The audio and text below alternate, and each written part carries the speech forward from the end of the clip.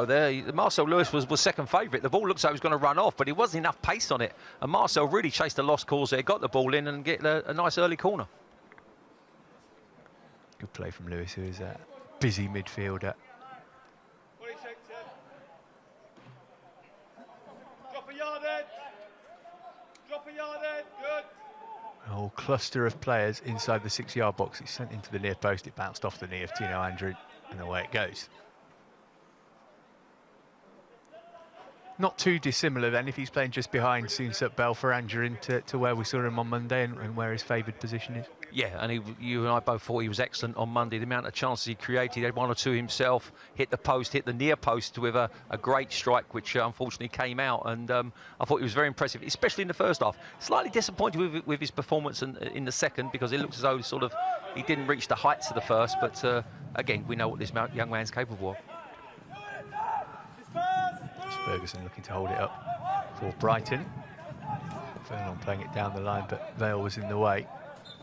Coolly done by Henry Lawrence, who was being fouled.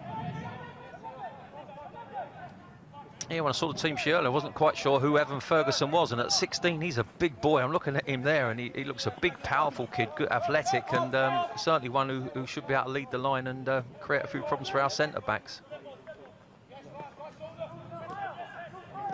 Pretty much 4-4-2 by the looks of it from Brighton. Chelsea not far off that. Bit of an old school feel to the lineups for these games. Here's Harvey Vale. Brilliant. Done really well to work it through to Lewis. Looking to get some change out of Tanimowo again. Stuck it over to the far post this time, and it was plucked out the sky by Carl Rushworth, the Brighton goal. 2 minutes in, Marcel Lewis having an influence on the left-hand side again. Good link up with Harvey Vale. That's a poor ball though. He just floats it in, and Carl Rushworth comes out and claims it very, very easily. Got to be more pace on that ball there.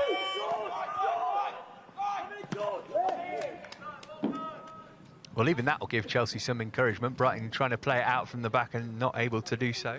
Yeah, I think obviously that's gone through the first team as ours. It looks as though everyone's trying to play it from the back at the moment, even when it's not on. It cost Chelsea under-18s a goal. Yesterday the second goal was because of that, but it seems like all teams want to do it the same way, try and break between the lines and beat the press.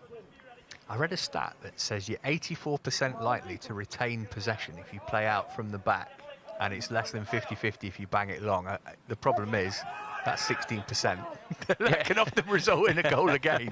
I'd like to see what percentage of that 60% ends up in goals, as you rightly said. But I have to say, as an old school, I played with a guy called Mickey Droy, Steve Wicks, and they were good footballers, but they wouldn't have been comfortable getting that ball in the 6-yard box and trying to play out, that's for sure. Looking to link up with Livramento, not able to meanwhile. Captain's armband on again today, Lewis Bay. Alternating it with Denel Simiu, but Simiu on the bench.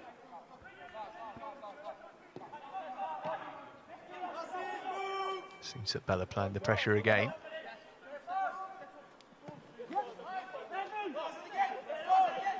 Dendonka giving it away. Kekram won it back. Here's Harvey Vale.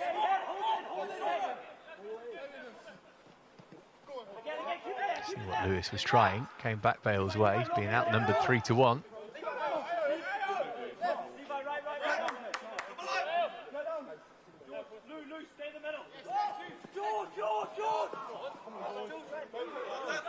Kekram unable to keep that under control. Brighton beaten 3-1 at home by Manchester City last Friday, but not as routine as that sounds. City got 2 penalties and there was a Brighton own goal too. Only won 1 of their last 5, mind you, Albion, albeit that was a 6-1 thumping of West Ham. Timo close to his own goal. Vale's pinched it back. Don't want to use his right foot.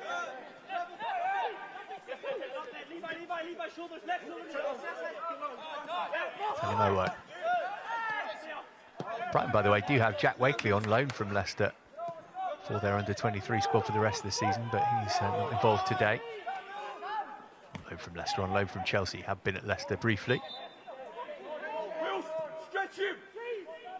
Good for George McEachran to get a couple of games in a short space of time. That's sort of consistency of minutes is what's been missing for him over the last year or two. Yeah, and you're only as good as your last game, and he scored. So, as you rightly said, he came off late on in that game when we were trying to chase that winning goal. But, yeah, I love his influence in the game. He's got great ability, and I think he links up well with Lewis Bate in their midfield areas. Here is Bate. Deflection on his cross ball. Take it out the ground and... Because that might be a corner, but no, it's going to be a goal kick instead.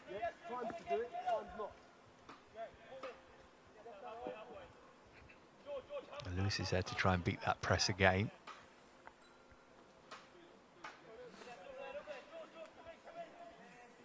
It looks as though there's a change of plan. Well, I think also that they have got an option. I mean, they've tried a couple of times, it's not really worked. Chelsea have squeezed them high up, and they've actually won the ball in the final third, which is great for Chelsea. But they've also got, as I said, the big boy Evan Ferguson and Teddy Jenks, who's also quite big, and I'm sure they can hold the ball up as they've done now. And then Bate nipped in to pinch it back. Here's Lewis. Fancies his chances against Tanimowo. Tanimowo did well that time. Again, live wire, isn't he? I mean, he was the Arsenal game we did recently. He was absolutely exceptional. Played really, really well. Scored his goal that night in, I think, the 2-2 draw. But he was really excellent, Marcel Lewis, and brings great energy and skill to the team. It's a much better delivery this time. McClellan was up there. It's come out for Lewis Bate. Livramento stood it deep to the far post. McClellan and Colwell both still up from the corner, and they'll stay for the next one. Yeah, great bit of play. Again, it's Lewis Bate and Livramento linking up. Dinked a great ball to the far stick. Again, two Chelsea players went for it, and it came off the Brighton guy and went for a corner. But Livramento down there, another wide player who brings plenty to the team. Corner walloped over that time. That's a really good delivery. Cleared away as far as Bate. Wanted a bit longer than Brighton were prepared to give him. Got it back from Angerin. Now Angerin in a crossing position, perhaps. Fed it down the line instead for Lawrence. Good cut back for Soonsup Bell and pushed over the bar by Rushworth. Again, a great move on that right-hand side. This time it's Tino Angerin involved. The ball gets threaded into the near stick, and it's a made good contact. But at the far post there, Levi Colwell was just waiting to touch it. Look at here, he is number 4. And both our centre-backs, Sam McLennan and Levi, just looking for a tap-in at the far post. It goes to Jude Soonsup Bell. Good strike, good save for the keeper. Corner number 4 already inside the opening 10 minutes.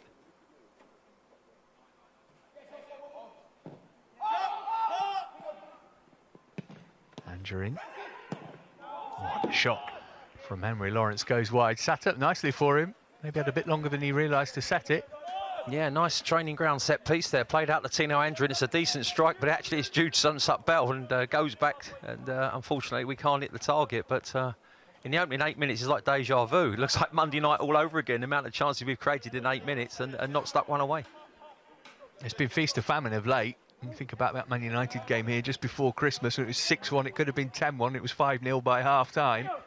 Then you get games like Leicester, where Chelsea did everything but score for most of the first half.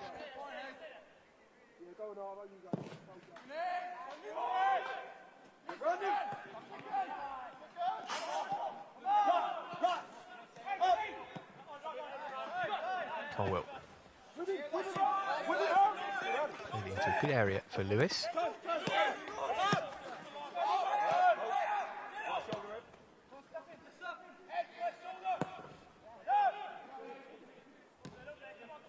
Nicely done by Livramento for Soonsup Bell. And Turns managed to deal with it.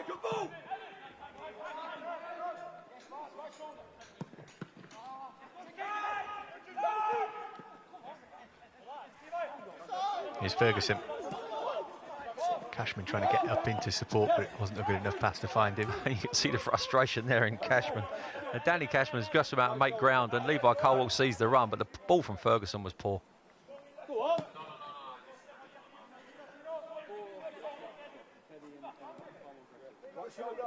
Here's McClelland. Already an under-21 international for Northern Ireland, the Chelsea centre-half.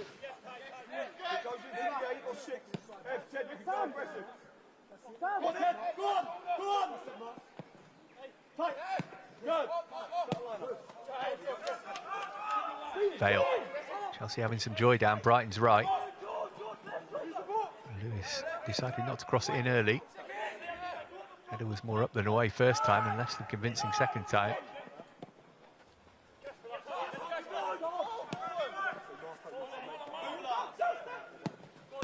Timo he's giving it straight to Vale. He's had a difficult start, the Brighton right back. I'll have to say, every time Marcel Lewis gets at him, he looks vulnerable, and on the ball, he doesn't look as though he can pass to a yellow shirt. So I'm sure Brighton coaches want to get that right. Soon Bell went down and looked hopefully in the direction of the linesman, who said it's a corner and nothing more. Well, the assistant had a good view, probably a better view than the referee here, and there's a good little ball from Tino Andrew played in there, and there's certainly contact from Dendoncker. I have to say, it looks a clumsy challenge, but not given.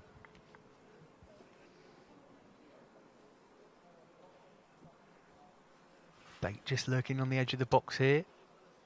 Cole going near post. McClelland a threat in the air. Oh, it went all the way through everybody. Any sort of touch there, and it would have been a big problem for Carl Rushworth. Well, it looks as though they're claiming Rushworth did get a contact to it. He did give it his Superman act there and came out with and amongst the bodies, but must have made some sort of contact. Can Chelsea turn this pressure into a goal? In a way that they couldn't do on Monday.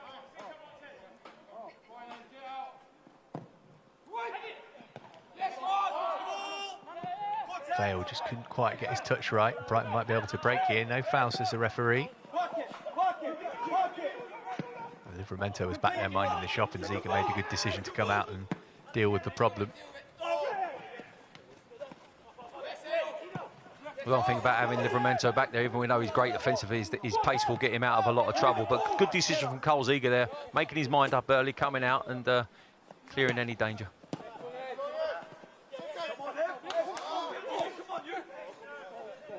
Lewis.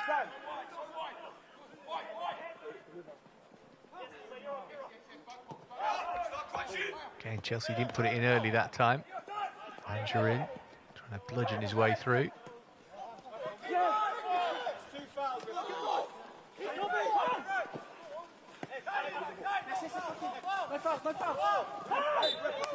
No fouls was a call, but Vale couldn't resist having a nibble, and Ferguson went down. Yeah, I think Levi Colwell and Harvey were having a little nibble at him there, and I think that's definitely a free kick. But just before that, the Brighton bench were complaining there's 2 free kicks. There were 2 free kicks, but the referee done well to play on there and give him the opportunity. Get the warning in ahead of time now that you might hear some language that you would rather not on a Sunday afternoon.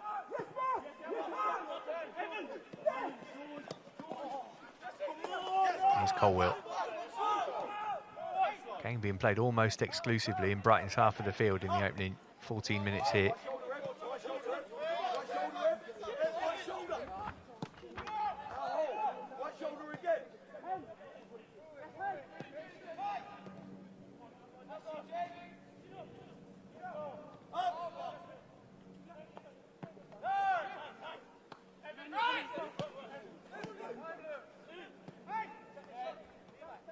McClelland.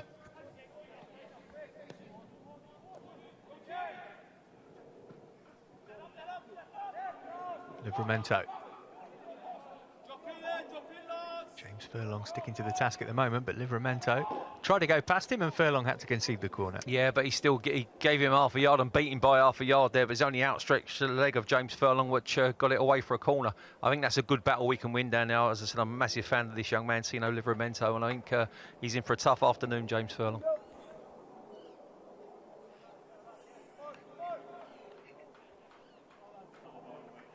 Gekrin to take the corner this time, number 7 of the game already.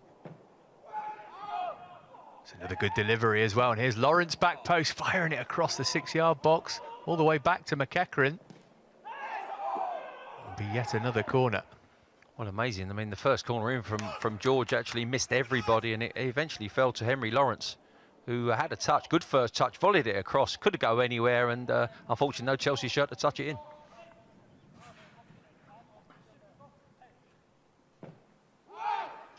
Sent deep toward Colwell.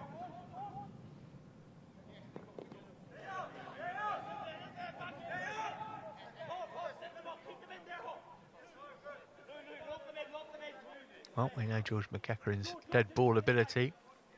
One of the many players, particularly at youth level, who through no fault of their own have seen their development halted in the last year. He was on loan in Holland at Canberra when the pandemic started and they called their season off.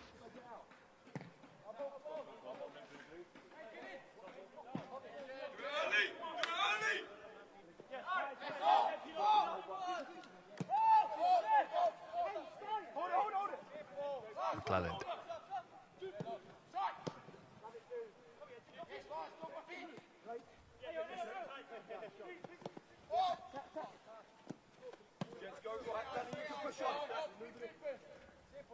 Get Jensen over.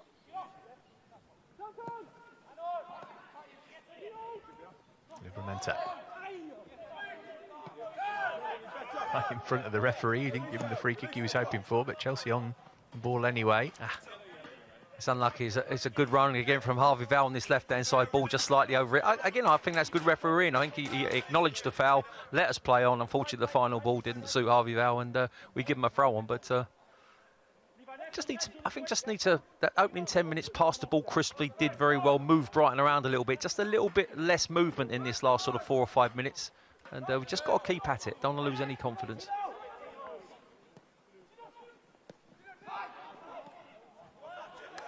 Livramento overran it.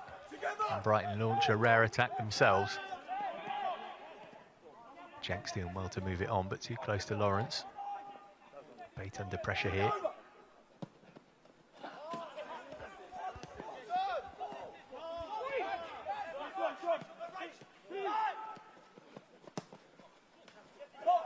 Now Cashman can get onto this one.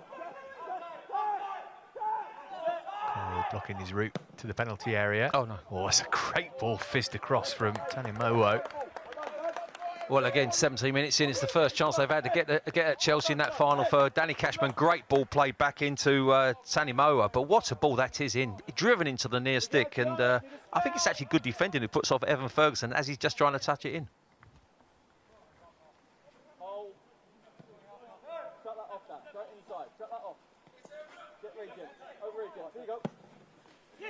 Colwell forced to look long, too much on that for Soonsup Bell.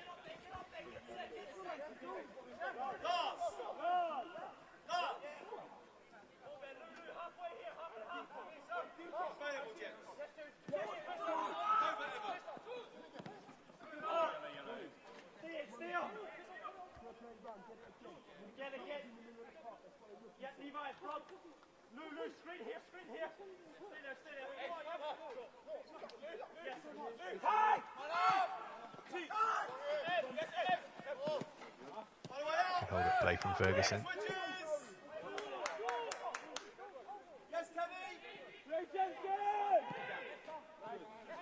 Jenks. Brighton just started to feel their way into it last couple of minutes. Exactly, that's what I was just saying. You know, looking at the pace, we opened the game at that first 10 minutes, we were electric and got at Brighton, but all of a sudden they started to find their feet a little bit, and that's a decent ball being behind, should be Carl Zegers. But as you said, just that confidence starting to grow from Brighton's perspective, and our own just dipped a little bit because we hadn't opened the scoring in the first 10 minutes.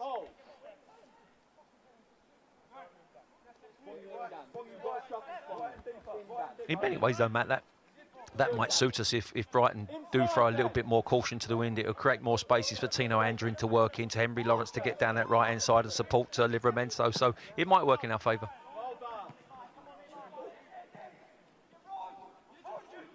Seems about.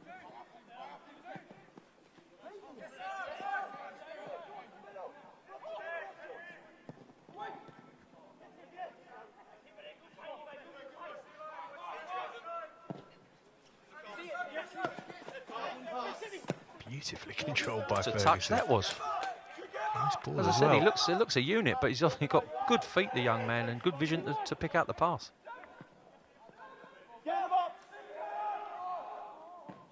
How long did he keep that in? Goal kick.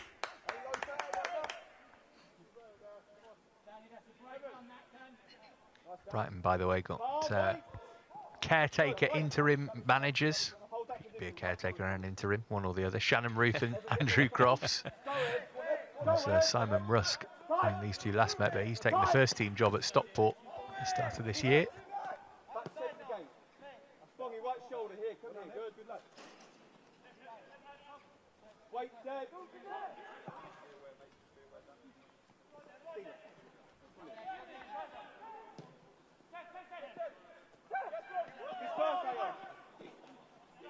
Andrew in. Now this is where he can be so deadly. Just let his touch get away from him. It's broken though for Bay. Lewis.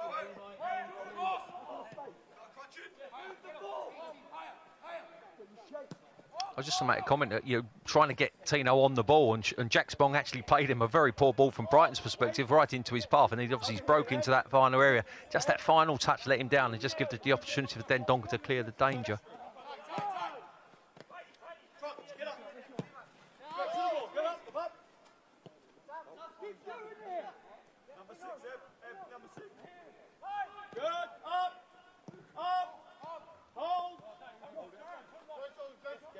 Get ready, Danny. Go, 3. Teddy, 8. Here go, Ted. Here go, Ted. Through, Teddy. Good. Right shoulder. Danny, be ready. Yes, sir. Watch it. Good. There you go. Colwell's raking pass.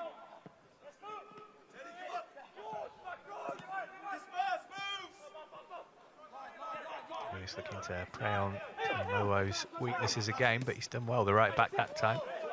Yeah, Colwell's done really well as well. Seen the pass to Evan Ferguson, the striker, and got in front of him. But I think the shape of Brighton slightly frustrating us a little bit. Before, in the first 10 minutes, we had loads of little spaces in between the lines.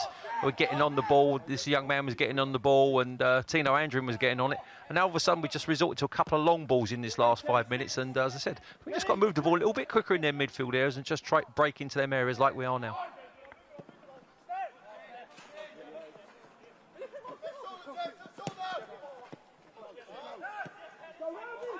Here's Lewis. Vale offering some support. Lewis will come infield. Andrew. Got it back from Livramento. Is there a shooting position here? Couldn't keep it down. Yeah, great little one too. That's what I'm saying. A little bit sharper passing in that final third. Great one too with Tino Livramento here. And he creates half a yard for himself and unfortunately just tries to get, I think, too much on it. It's on his weaker left foot. But his first touch is good. Gets it out of his feet with a second and sort of just slashes it a little bit and no real composure and over the bar. But much better movement from the front players there.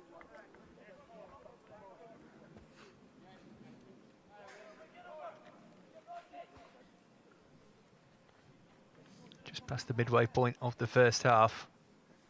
Chelsea have had a couple of opportunities. Spent lots of time in Brighton's final third.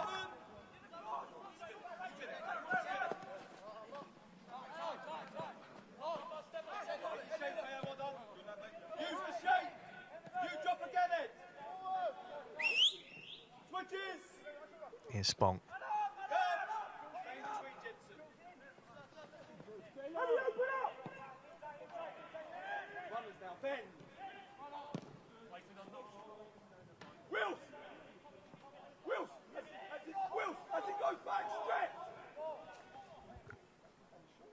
Hold on, James.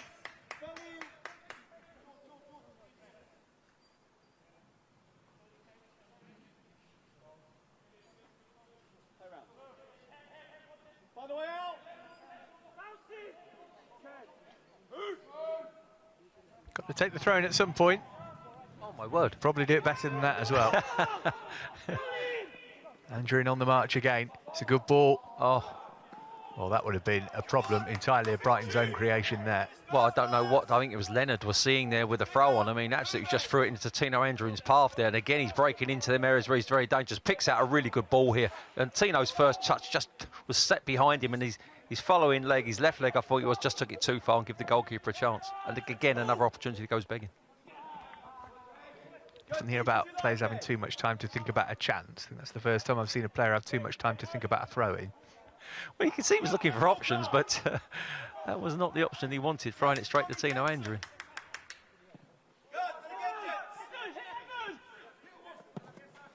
Hit Evan is the cry as Dendoncker sends it up toward Ferguson. Couldn't get on the end of that one, though. Yeah, he'll be a good outlet. As I said a couple of times, he's impressed me already with his touch and his ability to get the ball down and find his fellow teammates. So, again, it's an option for them.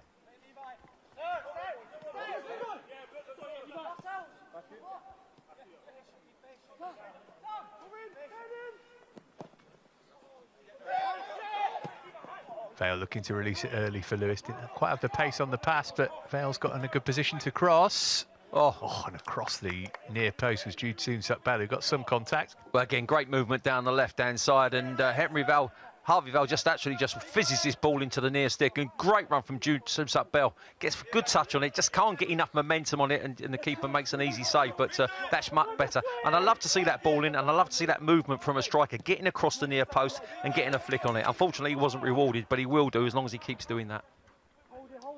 Keep watching Olivier Giroud at close quarters. Absolutely. You're going to get across the near post, I suppose. Matt, that was my comment yesterday. Again, we had a couple of balls in the U18s yesterday that they didn't get across the near stick. And I said, you look at a 34-year-old striker who makes his living out of doing that, getting across the near stick. And I quoted the Man United chance, which, all right, didn't go in. But again, he got the near post. I think the ball was fizzed in, and he got a slight contact, went wide of the far stick. As long as you keep doing that, trust me, you'll get your rewards and goals. Here's Vale. Ian Soonsup Bell, the two 17-year-olds in this Chelsea lineup today. Drop a little bit, steady right shoulder. Steady right shoulder. Gents, come over this way a bit. Gents, come over this way. And then yeah.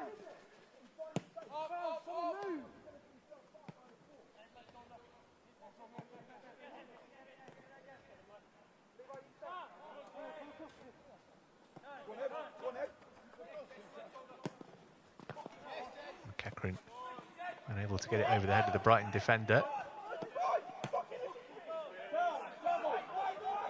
Here's Ferguson.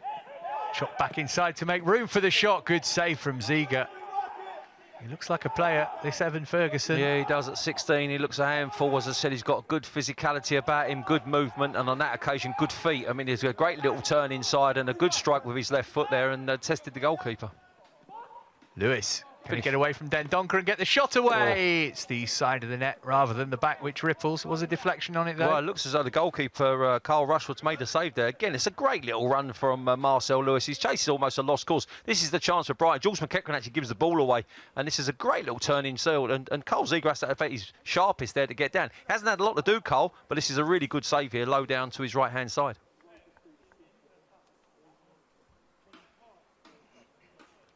Another Chelsea corner. Again, Brighton marking areas rather than players.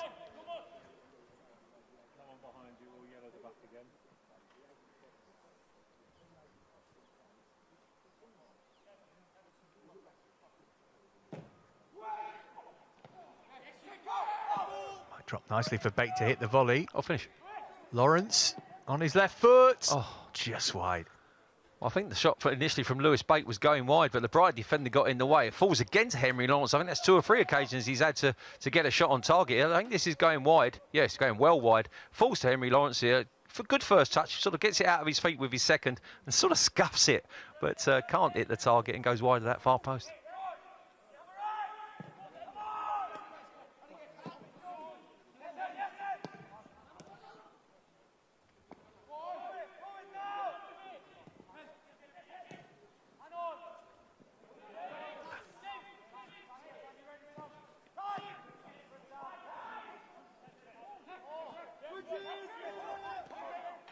Seems about Bate looking to switch it and get enough on his pass. Timo will bring it forward for Brighton. Looking for some assistance now. Cashman was there to help him out. Cross deflected on its way into the penalty area.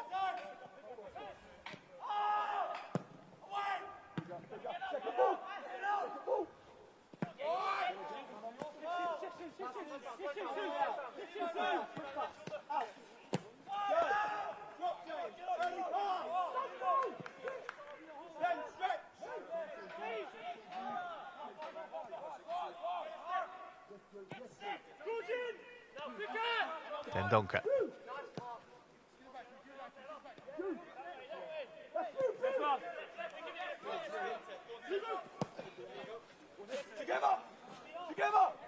Here's Ferguson again. Jenks has made a run for him.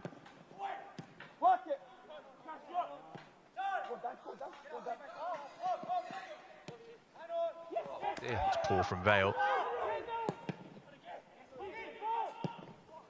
It's a decent hit on the volley. Yeah, that's little Jack Spong, and he does that a lot. As I said, he goes box to box, and a bit like Lewis Bate, he's got a really good left foot. But again, we give the ball away in a shocking position there. Encourage them to have a strike. Jenks has the first strike, falls out to the young man Spong. decent strike, but nowhere near the target. But it's our mistakes that are bringing Brighton onto us. There's a couple of misplaced passes, one from McEachran and one from Val there, that are enabling Brighton to get us in their final third. And again, having not got that early goal, you can see what it's done to the way Chelsea are playing.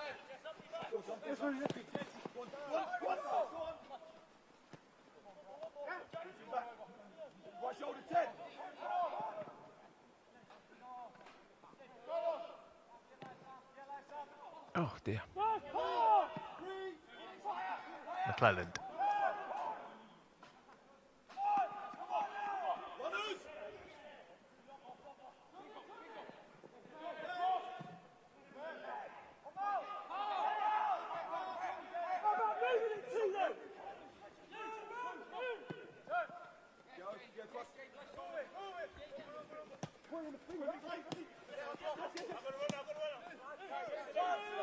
Bait.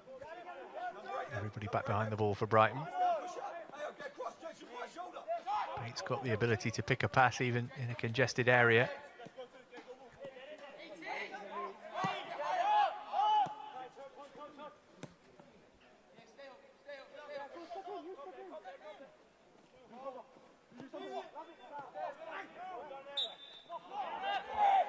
And then Andrew gives Chelsea the free kick. Wanted to take it quickly, purely to point out that he was being prevented from doing so.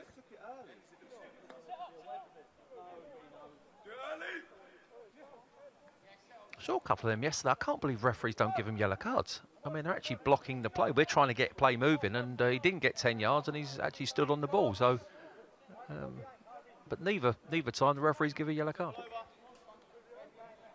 It's been a big talking point, hasn't it, over the last week after what happened at West Brom, involving Brighton, of course, last week with Lee Mason. Let's see what Marcel Lewis can do with this free kick.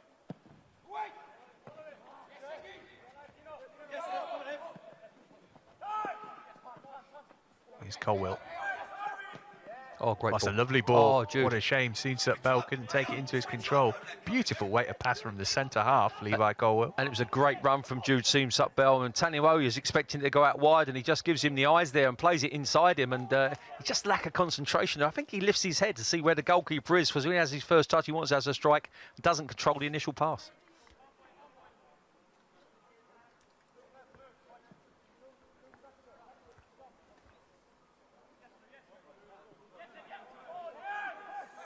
Donker.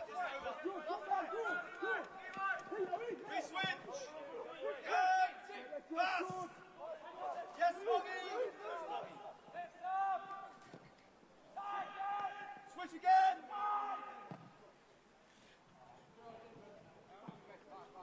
Re-switch.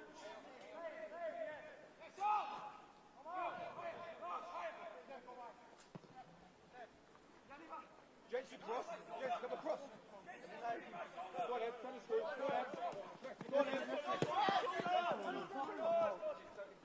Here's Lewis. He's come inside a couple of times to try and pick up those pockets of space. Yeah, I think him and Tino Andrew are playing very narrow alongside Jude Soonsup-Bell, and allowing Livramento and Harvey Val to get down the left and right hand side, and they're creating the width for us. But unfortunately, we can't get Tino in the game. A couple of mistakes in passes got him in it, but need to see more from him, I think.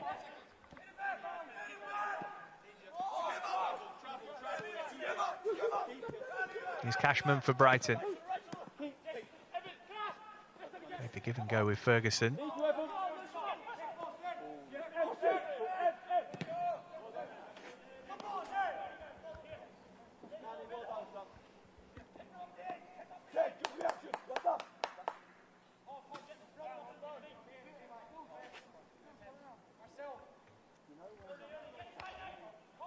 Brighton only 2 wins from 7 away from home in PL2 this season. The most recent of those was in November at Southampton.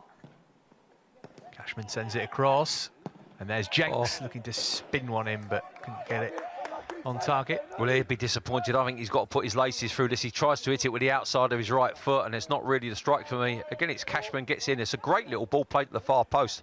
I think it's Ben Wilson gets on it initially. Ball falls to Jenks. I think he's got to do better with that. He's certainly got to hit the target. Yes.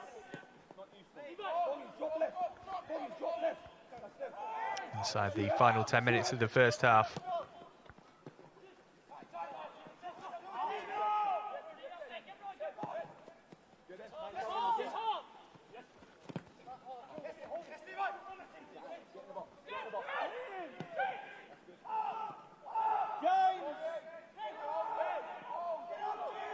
Andrew couldn't get the tackle in. Bate did manage to get a block though.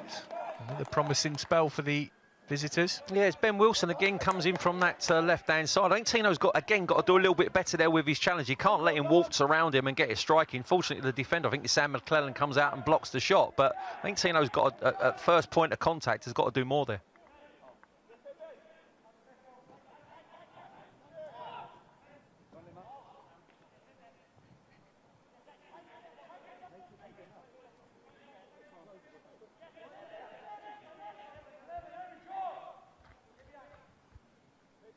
It's strange, you know, Matt, you know, we've done a few of these games and you look at momentum in the first sort of 12, 15 minutes, Chelsea really in the forefront, right on the front foot going forward. I think seven corners in the first 12 minutes or something.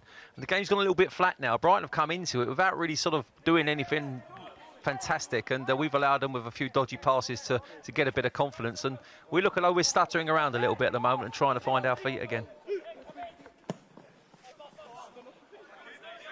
More in hope than expectation from Colwell, but seems that Bell will be able to get on the end of it.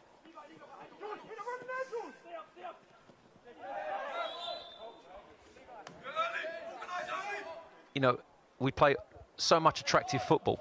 That's a 40-yard punt over the top of the defenders that's got the defenders turned. Jude Bell makes a great run, and we get a free kick on the end there. I think we've got to mix the game up just a little bit more like we did there and give some faults to sort of hitting them longer balls and giving Jude his movement chance to get on the end of them. See if we can get some quality on this delivery. Lewis and McEachran over it.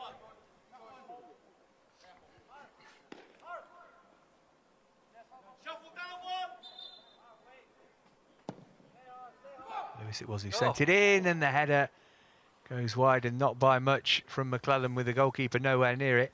Well, again, we all heard the shout from the keeper, and to be fair, there was a lot of bodies in there, and again, he's come out and been positive, but again, he's missed it. And as you said, Sam McClellan gets real good contact on it. First of all, it's a great ball in, great pace at a great height, but McClellan just can't steer it onto that far post.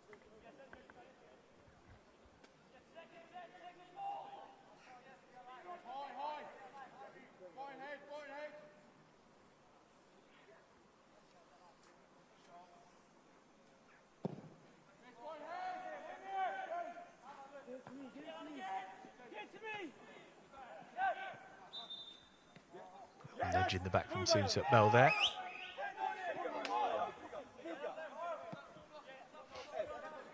Here's Tony Mowo.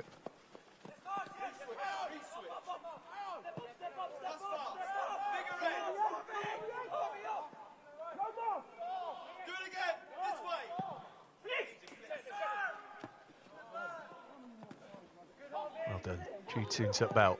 They'll put it in first time. Oh, it's a shame. It was a really good idea.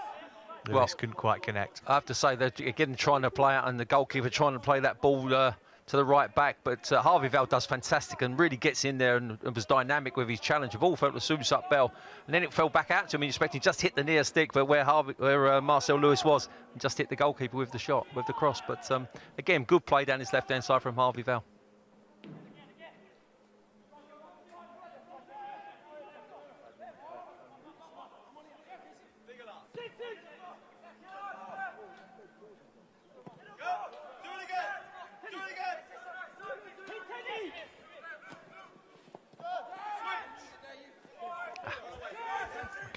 Quite pinch the ball back. No, that's a poor ball out. I mean, as you say, Jules McEachran, with the press was good, but Jules McEachran thought he could nick it, didn't do it, and obviously I think it was Jensen Weir got away with it. It was a poor ball out to the right-hand side because there was 2 or 3 Brighton players looking to break into our final third.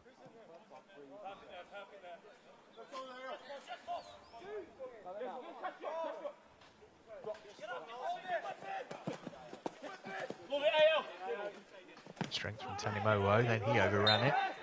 Left his foot in on McEachran.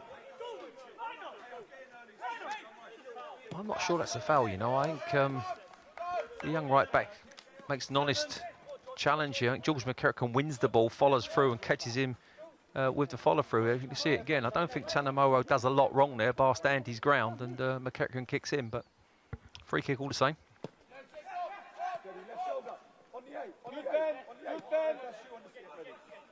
Hold.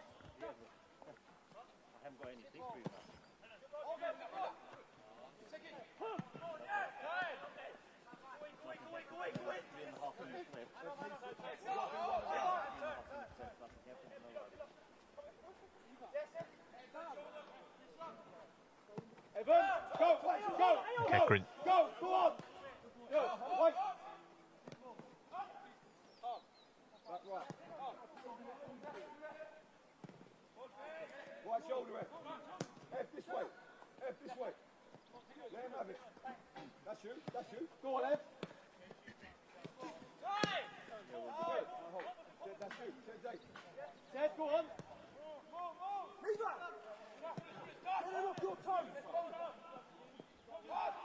Seems up about. Not long till half-time now. Can either side find a breakthrough goal? It was deep in first half stoppage time when Chelsea took the lead at Leicester. Yeah, but I think we'd created more chances than we have today, and you know, if we got a goal at this stage, it would be a bit of a bonus, because we've stagnated in this last sort of 10-15 minutes. Lewis trying his luck from range. Good handling from Rushworth.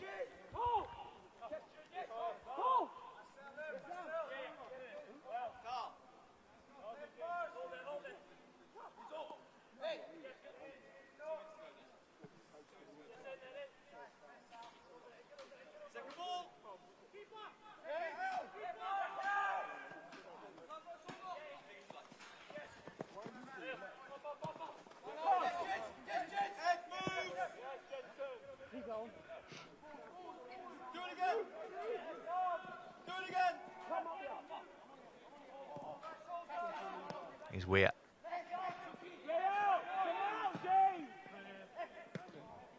Ferguson's touch. Lawrence got it for Chelsea.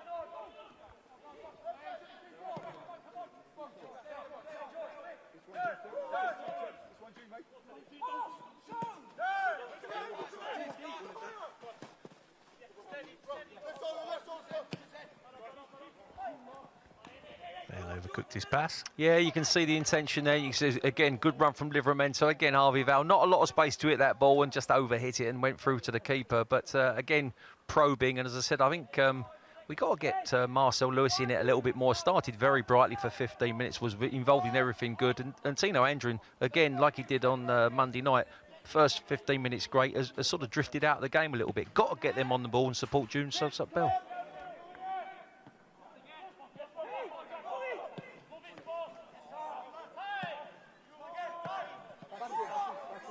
Defending from Vale, he's been doing more work in the other half of the field in the first half.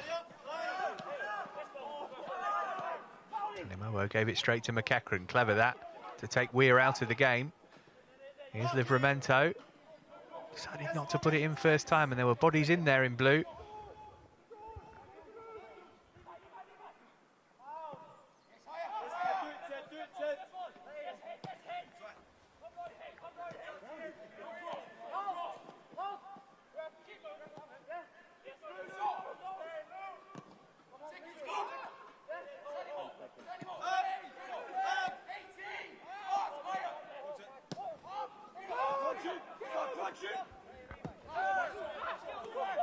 Colwell into first half stoppage time, and there's not going to be very much of it. Well, it's a familiar story for Chelsea here. They had a brilliant start to the game, opportunities coming thick and fast in the first 10-15 minutes, but none of them were converted. A couple of half chances at the other end for Brighton, who've looked good on the occasions they've attacked, but we're still waiting for the first goal here at Kings Meadow. At the break in PL2, it is Chelsea 0, Brighton and Hove Albion 0.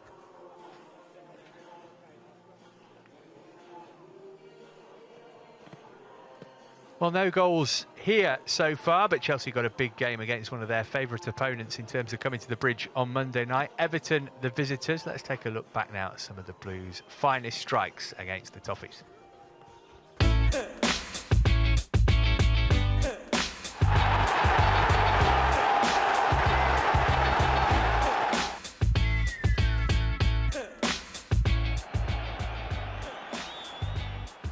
Better here with Mikel, and the reverse ball is on for Diego Costa to wrap it up. Diego Costa has wrapped it up. 6-3. That's why you keep Costa on. What a finish.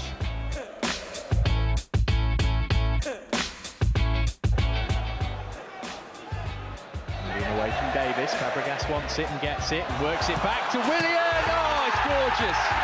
What a beautiful goal. Willian gets his first of the season and it's one to remember. Terrific goal.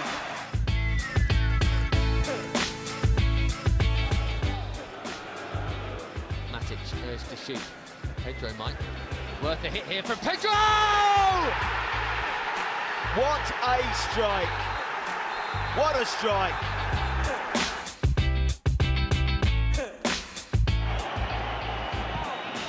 Again, as Piliqueta lobs it in. Zuma heads it up into the air. Ivanovic on one more. It's John Terry! Yeah! 3-3! What an extraordinary end to the game!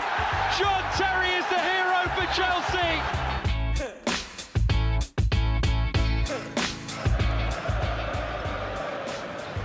Pedro, it's brilliant to Hazard. Williams can't touch him, Hazard's put it in! It's another moment of genius! We shouldn't be surprised. That's up there with anything he's ever conjured. He's a genius. Hasselbank bouncing off Alexanderson and getting a second bite at it. Hasselbank! Oh, that's wonderful! So often we see power from him and nothing else. This time there was poise too.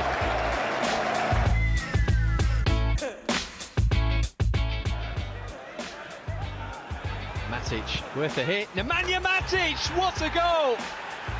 A stunner from the Serb. There's something about Goodison Park that he likes.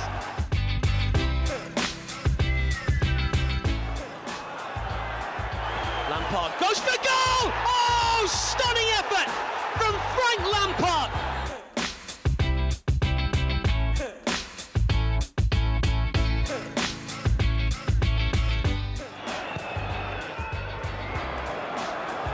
What a bad ball though for Zola, who's gone for the lob! Absolutely brilliant! Well, why bother running the clock down when you've got him in your team?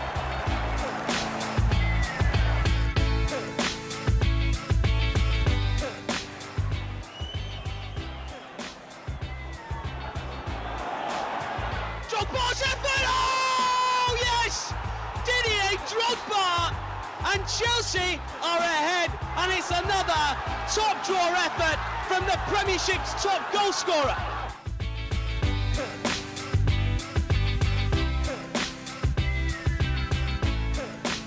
Some beauties there, Tommy. Did you have a favourite? That Drogba one we saw at the end, pretty difficult to top. I had a favourite, all 10.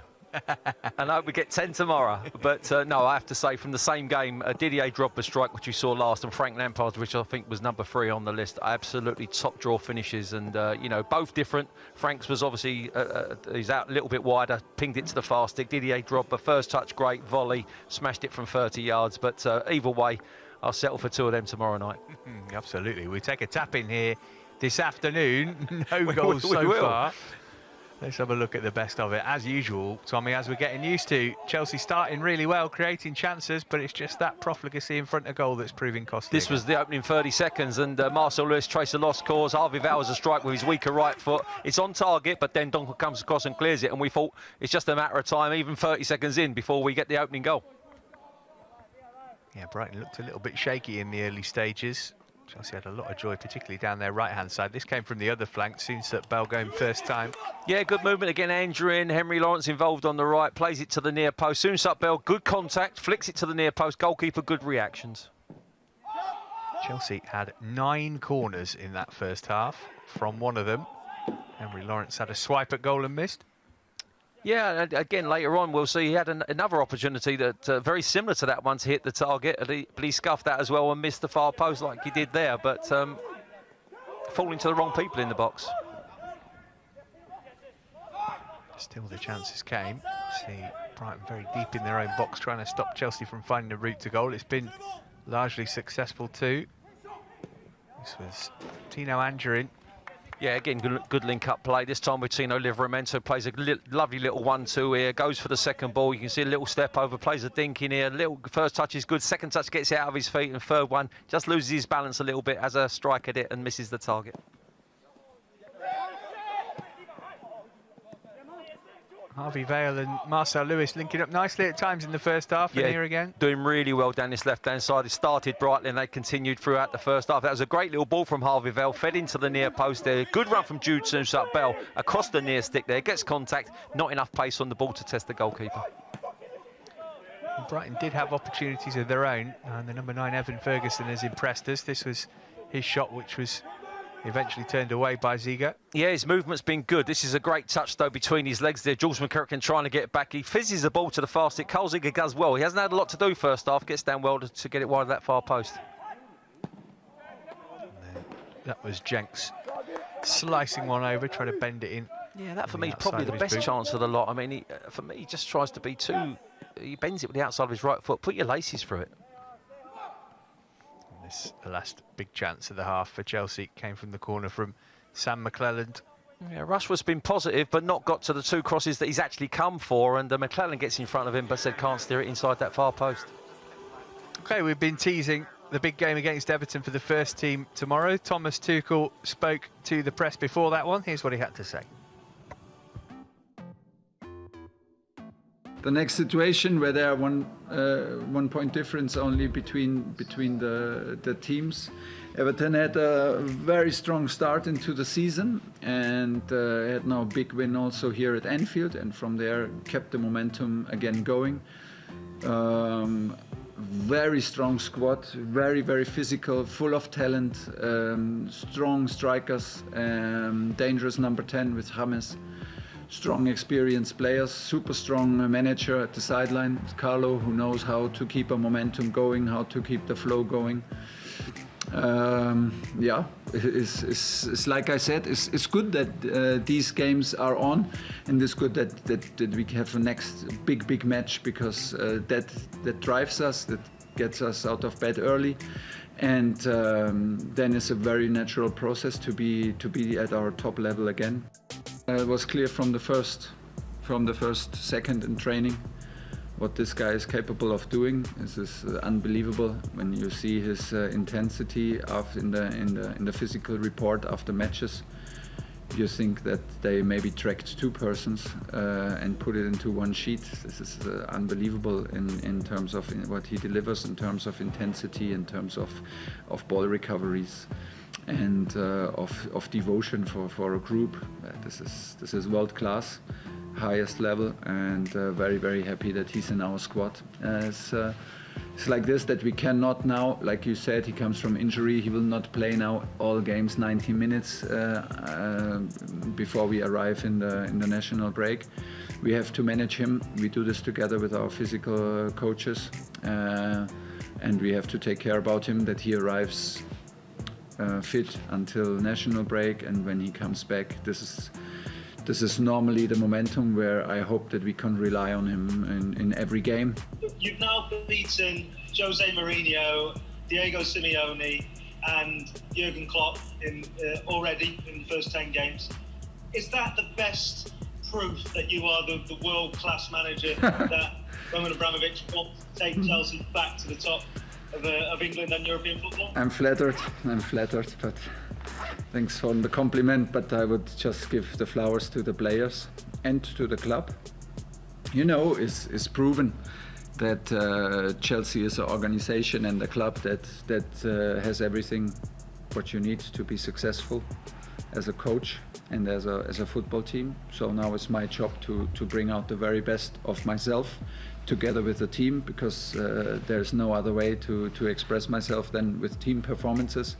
And I'm happy to be at the sideline. I feel an attitude, unbelievable attitude towards training and towards games. I feel exactly the bond between players that is necessary.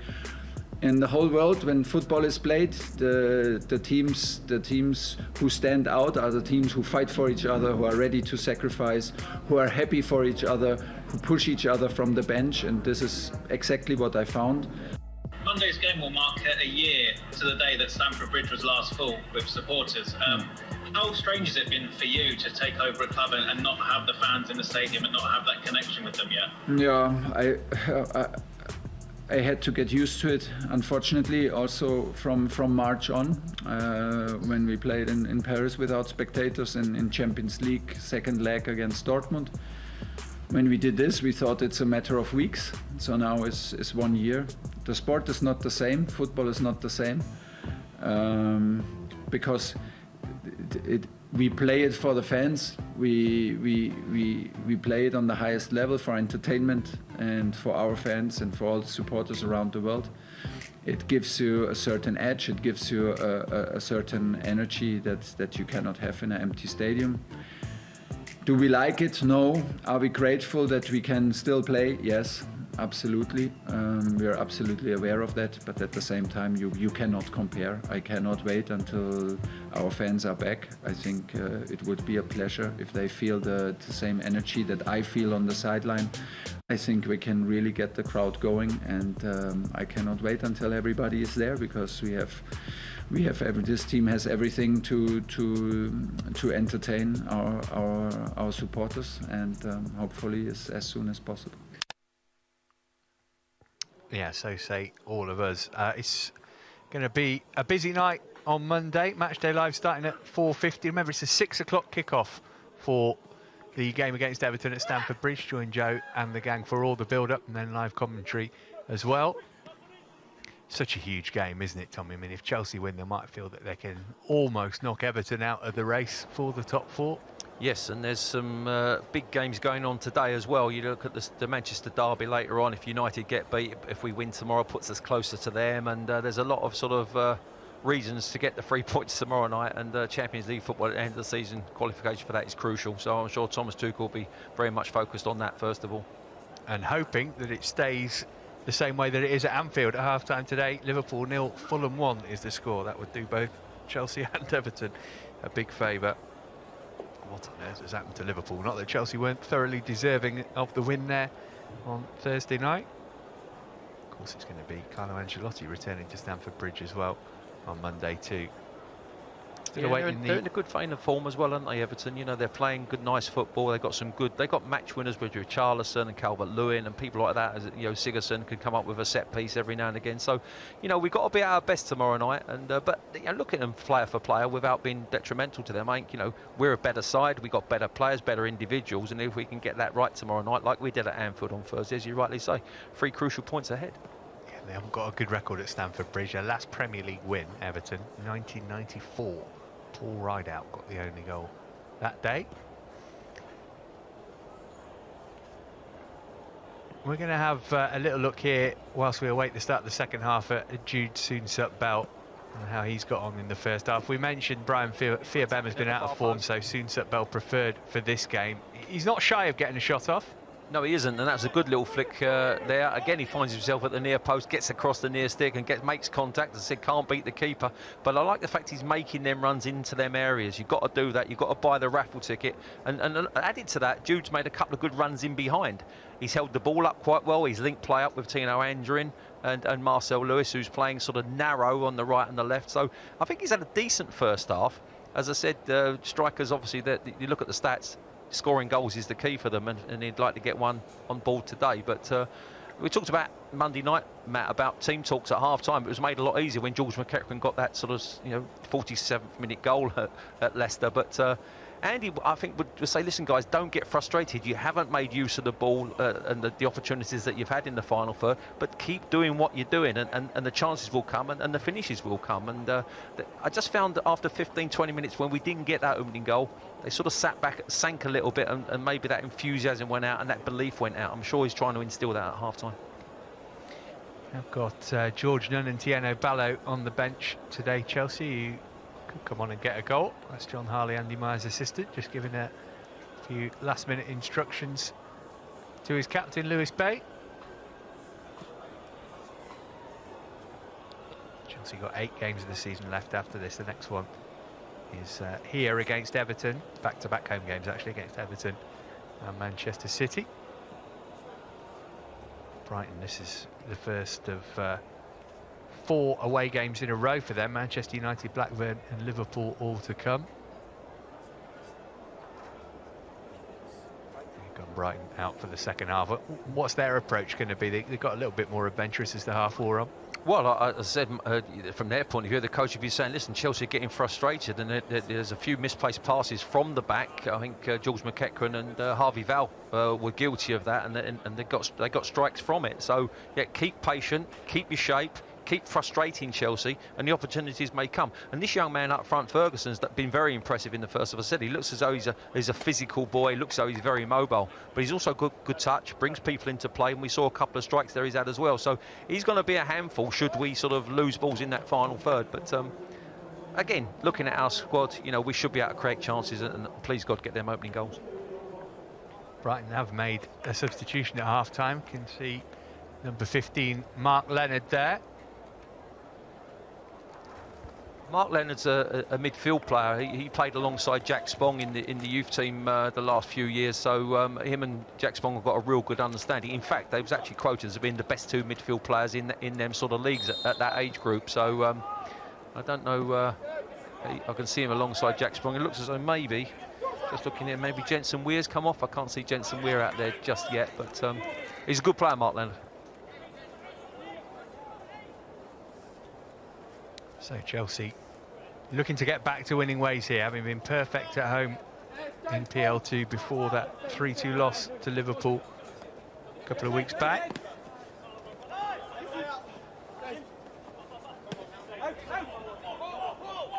There's turns for Brighton. Sun in the eyes of Carl Rushworth, the goalkeeper, in the second half.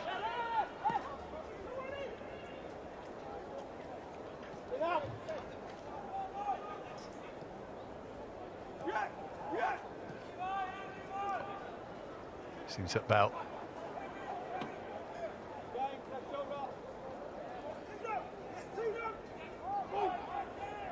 Good feet from Harvey Vale. And then he rather lost his way and over hit it for Andrew, and he's just kept it in. And want to throw it. Again, he was looking for options. He showed really good feet from Harvey Vale in a very tight situation there, created something out of nothing, but there's no real movement off the ball for him. Tino Andrew very languid there with his movements, didn't really help him, and the ball to him wasn't the best either. But looking at the shape now, Teddy Jenks has just gone back into that holding midfield role alongside Jack Spong, and the substitute Mark Leonard sort of playing in behind the striker as Jenks did in the first half. It's definitely, as I said, Jensen Weir gone off. This is Ben Wilson. So we're really quick to bring that back because it hit him.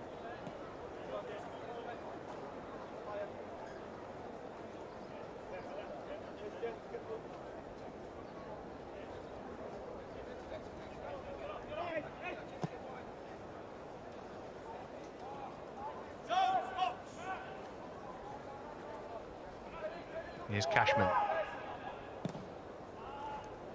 Cross goes straight into the gloves of Carlo Ziga.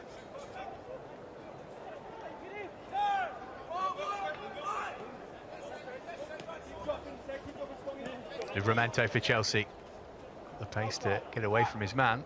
On he goes, didn't want to shoot with his left, so he's teed it up instead for Vale, and it's loose, and it just wouldn't come quickly enough for Marcel Lewis. Yeah, apologies. Jensen Weir's actually gone back to centre half. I didn't see that, and obviously Lars Dendoncker has gone off. He's the one who's gone off at the half-time switch. Well, we'll see if Chelsea can take advantage of that. We're a midfielder by trade. Here's Livramento. Oh, it's a great ball. What a save as well from Rushworth. Danger not passed yet for Brighton. Oh.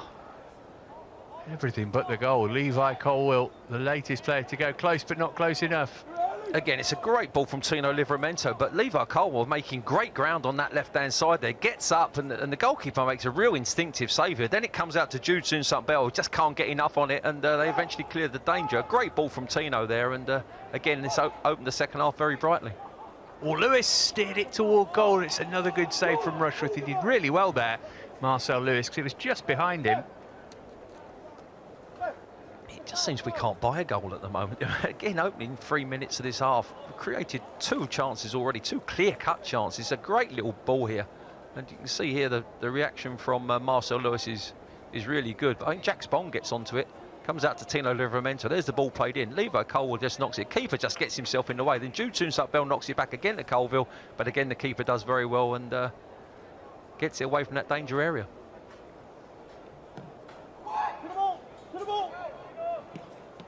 Hit by Bate into the crowd.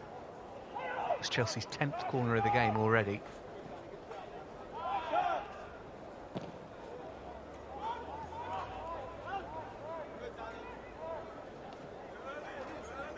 Here's Lawrence.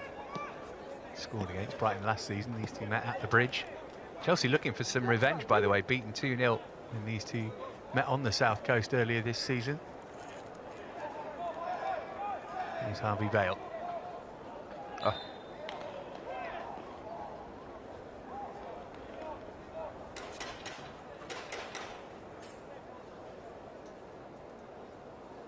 This was the Lewis header.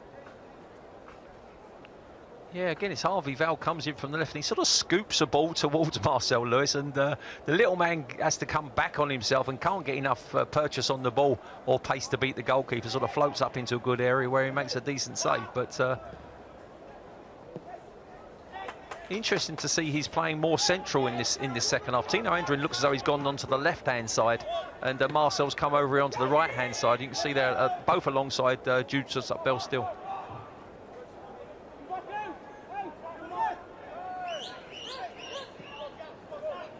Spong. There's Furlong.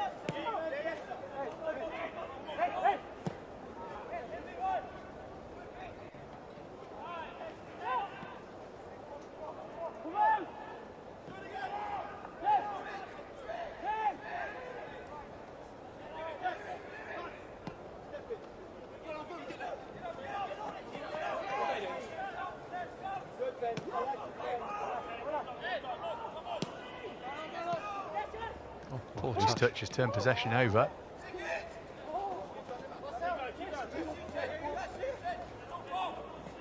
Lewis, Jenks trying to recover his mistake, has gone with him.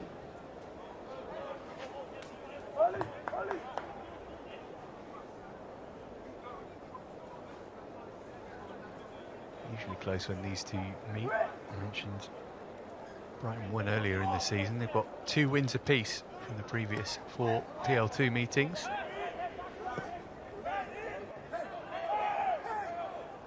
Here's Vale, seeing plenty of it early in the second half. Had to go with his right foot that time, and he's hit the crossbar. How unlucky. I think the goalkeeper's got a touch on this, you know. I mean, he's done really, really well, Harvey Vale. Cuts in on his unfavourable right foot, but bends it into the far stick. And if the goalkeeper gets a touch, he's the one who tips it onto the bar. I mean, he started the second half real brightly. Great little ball to Marcel Lewis in the opening 2 or 3 minutes, and that's a great strike with his weaker right foot. Yeah, the keeper must have saved it. Over comes the corner, flicked away. Colwill trying to keep the pressure on.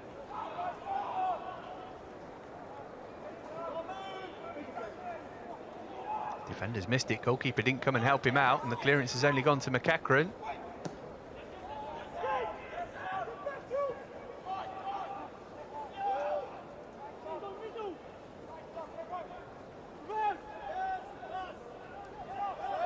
There's not much you can do, is there, as a manager, when your team creates all these chances and doesn't put them away? You go back to the old argument of, well, at least they're making the chances, but it's not like you can coach it, I suppose, over an extra finishing practice. I don't think Andy Myers and John Harley can do any more. They're encouraging their boys to play the right way. They're creating opportunities. You know, as you said, 10 corners in the first half just shows you the pressure we're having. But at the moment, just can't get that bit of luck in the final third to stick the ball in the back of the net. And you're keeping teams like Brighton and Leicester, as we did on Monday night, in the game. And they really shouldn't be at this stage.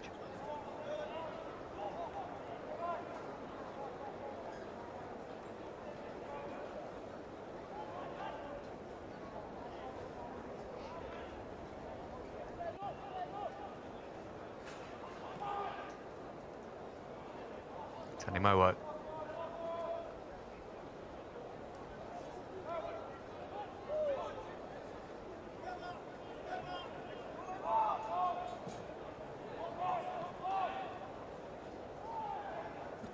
done really well there, Jude. Soon-Sut-Bell. I mean, that's not a part of the game you newly associate with him. You see his pace and you see his finishing, but he's really held the ball up well and got a free kick out of nothing.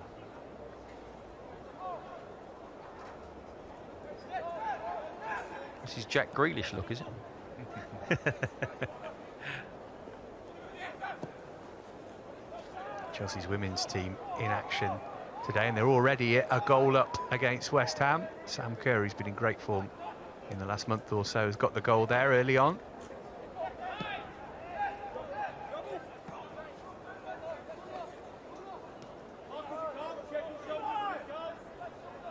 Here's Colwill.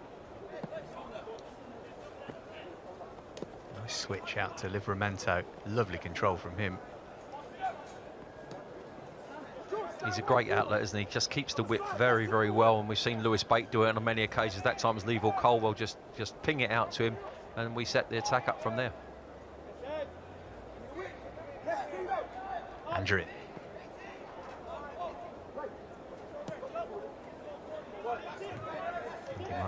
Doesn't spend much time sat in his seat.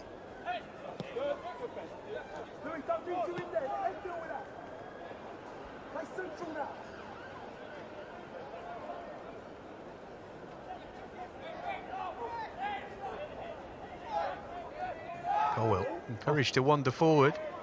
Going to have a go as well, Levi strike. Colwill, why not?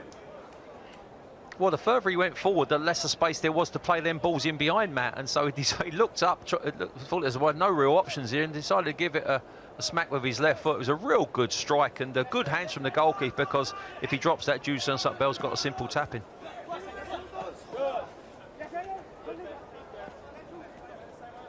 Get the feeling Brighton are quite happy for Chelsea to come on to them like this, knowing that there is a break on every so often. And that's what I said. I think at half-time the team talk would have been, listen, let's frustrate them some more. Let's keep our shape, keep at them. You know, don't chase lost causes. Look, they're not running around. They're not wasting energy. They're letting Chelsea have the ball in them areas and hoping to close them down just as they come over the halfway line.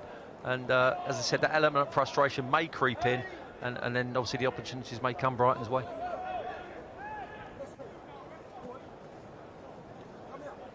Here's Bate. Oh, he's done really well here. I mean, again, Tino Endrin, great little ball, good run from Jude Soon-Sut-Bell, but I've got to say, I think it's Jensen Weir gets back and obviously replaced Dendoncker, but good defending, gets his body in the way and gets a free kick.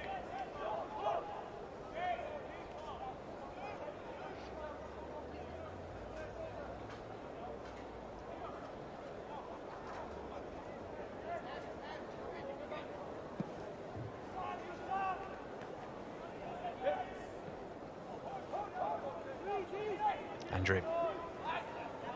Not been his day so far. No, I mean, there's an element of frustration, I imagine, in everybody, because you know what this young man's capable of. You know what he can do on the ball, and you can see it there. He's frustrated with himself. He's better than that. And as I said, we need to get him on the ball and create opportunities, maybe get one or two himself, but he's not imposed himself at this moment.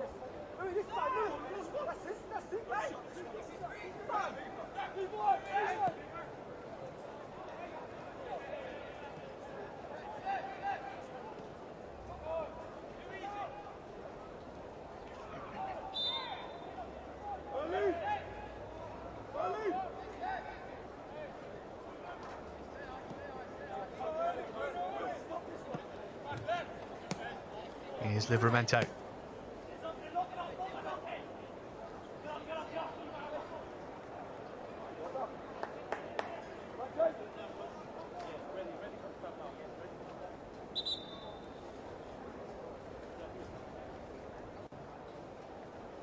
Well, no surprise that Chelsea making a change just before the hour as they look to make the breakthrough here. And it is going to be Jude Soon-Sut-Bell who gives way so that Tiano Ballo can come on. Ballo's actually been in decent nick in front of goal. He's scored in 2 of his last 3 starts. He's not an out-and-out striker. I don't think he would label himself that way. So perhaps a bit of a change in how Chelsea are going to approach things here. Yeah, he might play as a false number 9. I doubt it. It might be that we push Tino Andrin up into them areas and see if we can feed off of him a little bit. This young man's very bright, very intelligent. As you say, will create a chance or two. So I didn't think Jude had a bad game, to be honest. I think he's done okay. I think he's led the line really well. had a couple of opportunities to score, which he didn't take. But he's certainly not had a bad 58 minutes.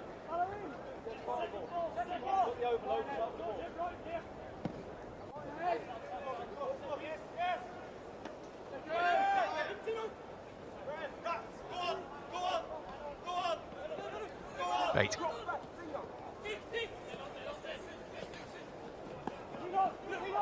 Livramento away from Ferguson, and Jenks, on he goes, and then he gets brought down. Free kick.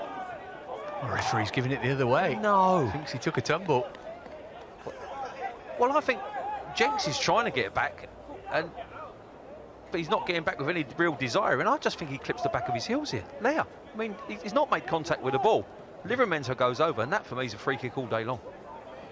You can see the amazement in Tino. I mean, footballers, obviously, they do play act a little bit, but you can see Tino's gone there. What is going on? That was definitely a free kick, and he looks in amazement. And if he thinks it's a dive, you'd think it would be a booking for Livramento, which it wasn't, so... Again, what was the free kick for? Because Livramento fell over. Maybe did he make contact with his hand? I didn't see him fall down, but that's a poor decision.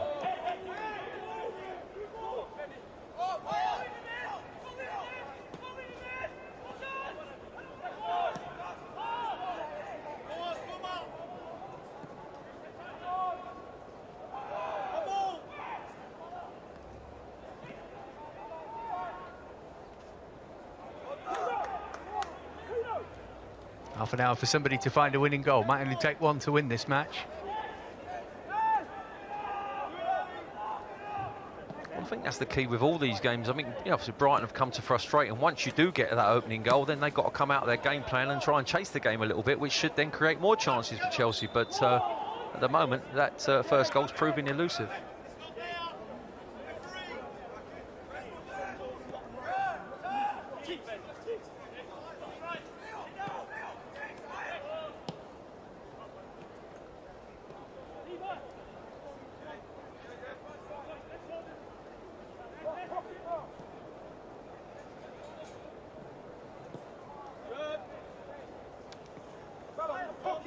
Kerr.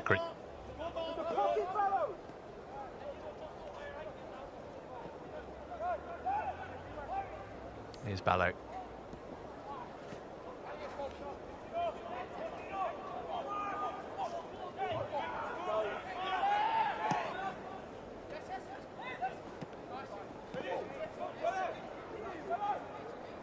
Bait.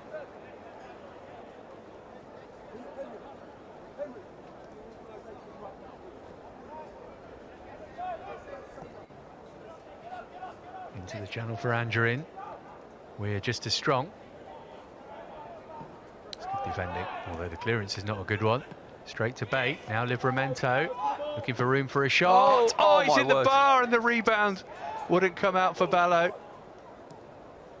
Well, again, it's an unbelievable strike from Tino Livramento. Goalkeeper, absolutely no chance. Just watches it smash against the bar.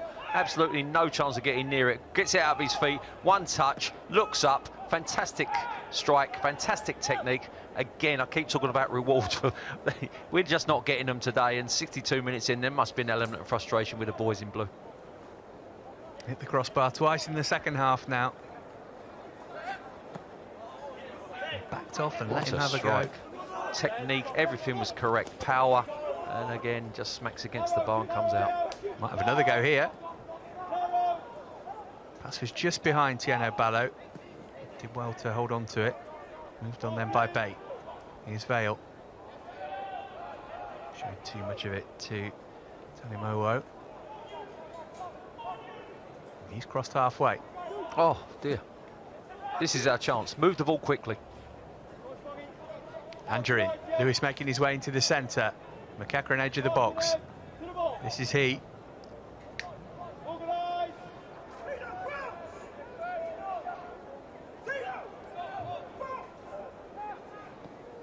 See, Andy Myers, I think there's, again, Tino doesn't do enough on the ball for me there. I think he's got to get the defender in the box, go at him one-on-one and try and get a penalty or beat him with a bit of skill.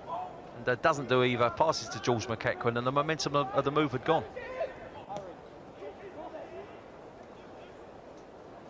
Bate. McEachran.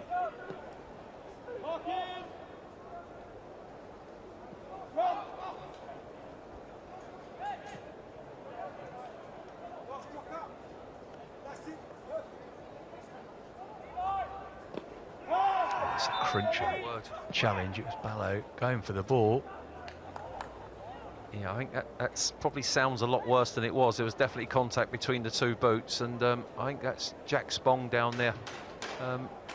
He'll be sore, but as I said, there certainly wasn't malicious. You can both go for it honestly here, and it's a 50-50, and Spong comes off slightly worse. Going to get a yellow card for that, Oh. Tierno Ballo. Had a ref the game really well in the first half, I think, Sonny Gill, and it's just got away from him in the last couple of minutes. I was just about to say the same thing. I think he let play go. There's a couple of fouls. There's no play on, and teams got advantage from it. That's a 50-50 challenge. There's no maliciousness in the challenge. He's gone for it honestly, and yeah, Spong got a whack, but that's going to happen in games when you go for challenges like that. Well, the Angerin up front experiment didn't last very long. He is coming off, and George Nunn, who hasn't got a goal in more than a year, well, this would be a good time to end that barren spell. I have to say, I think that's born out of frustration with Andy Myers, because I heard the shout just now to Tino, get him in the box, and he didn't. He chose the easy option. I think I said he passed it off to McEachran on the edge of the box. Chance was gone. Go at defenders, make them make mistakes, and he didn't do that, and I think Andy's basically slapping him on the wrist because of that. Brighton going to make their second change as well. Steph Fukoje is the player who's coming on. He's an attacking midfielder more often than not.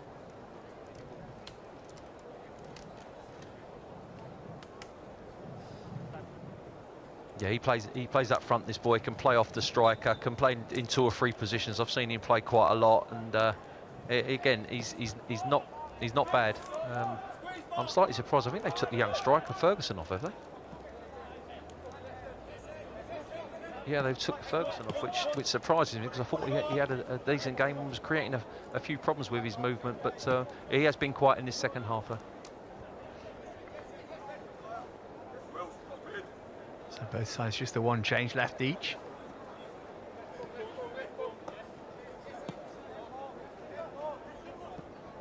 Nunn is more of a natural front man than Angerin.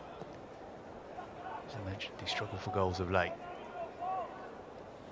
That seems to be running through our forward line all over the place. If you go from the first team, you go look at Tino, and then you go down to George Nunn.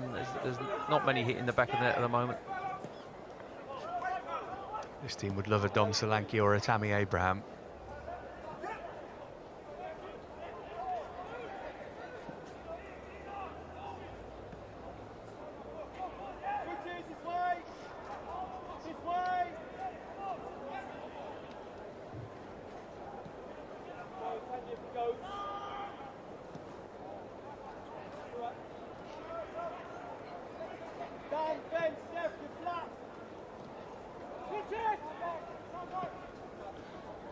Three-quarters of the way through the game now. Still no sign of a goal.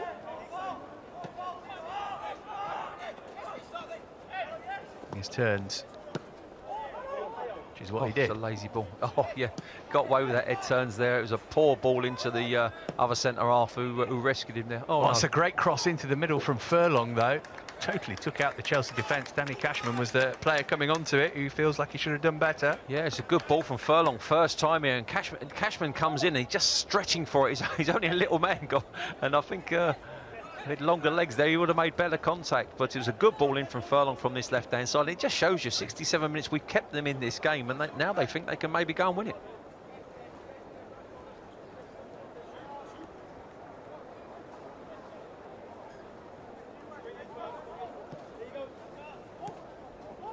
Lewis.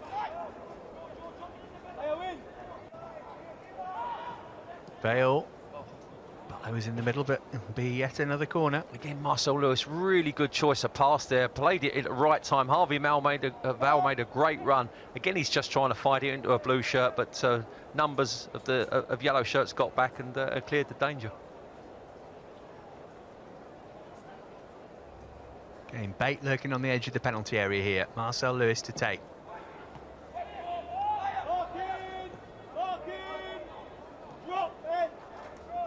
McEachran from deep. What's a ball? Finish. Rushworth lost it, Oh. and then got lucky because the goalkeeper took pity on him. Yeah, I'm not sure. I think Sam McClellan just jumps here and jumps honestly, and I think we've seen the keeper come for 2 or 3 crosses already. On that occasion, he does make contact. So I'm not sure, you know, it's a foul, but they do get the benefit of the doubt in them areas.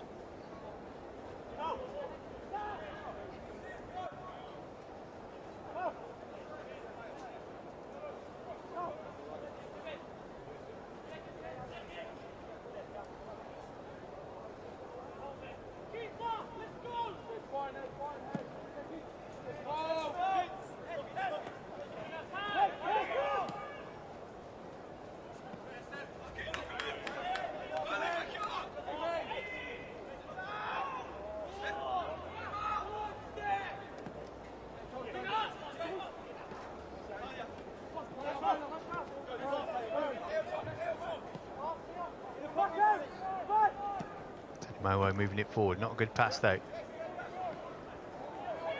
It's got to be a foul. Surely he's pulled back George McCracken there, but going back to the right back, he started the game very stickily and was getting roasted on this side, and he looks a great athlete, but I'm not sure about his passing because he's given the ball away on 2 or 3 occasions now. Go, Jake. It's deflected, and that might be the first time that Ziyech has felt the ball in this half.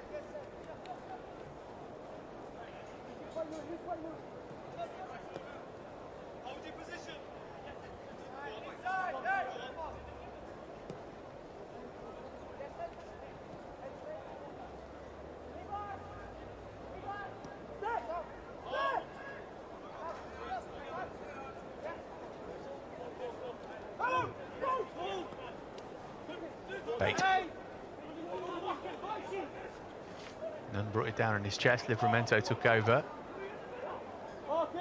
Lewis. Bate providing the out ball. It's lost a bit of the zip to the passing. Yeah, it's got slower and slower, and on that occasion Lewis Bate, he tried to get it out on his left foot. Obviously it came back. A right foot would have just hooked it into the box there, but it was on his unfavourable right. He tried to put it on his left, and the chance had gone. But a little bit of momentum's gone out of the game again, hasn't it? A couple of substitutions, and we're just trying to find our feet. Bate. Great ball.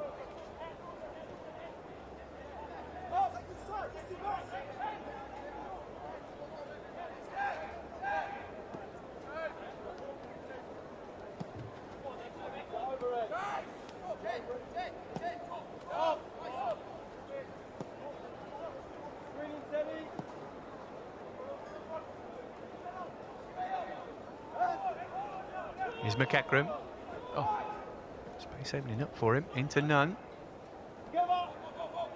Oh, my word.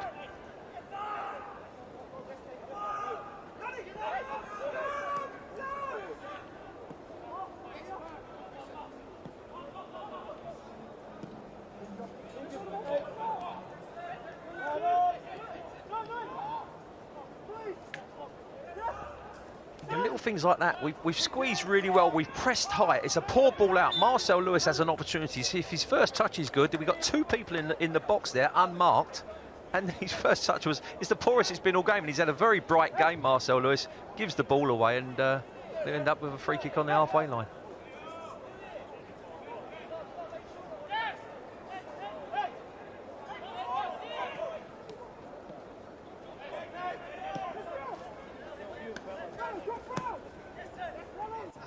Furlong's ball, too long.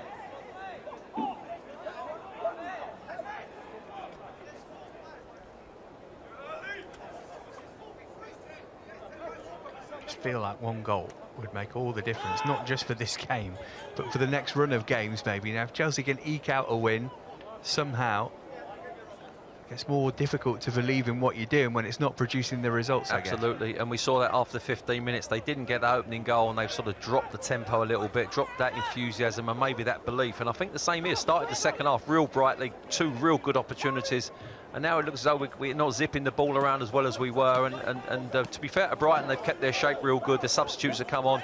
They've been very negative, and they've just sat back and, as I said, soaking up the pressure. But you're right, Matt. I think for momentum and looking at the games, if you analyse it, and I'm sure Andy and his staff are, You know, they've been fantastic in a lot of games, created opportunities, and just can't get over the line. And there must be one hell of an element of frustration there.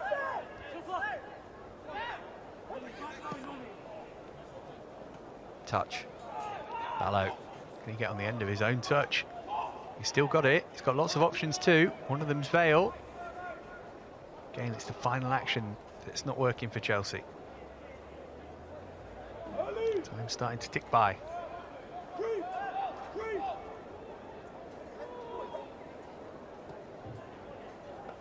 Just keep zipping that ball around, Matt, you know, and get this young man in the game, because he can be a matchman in his own right.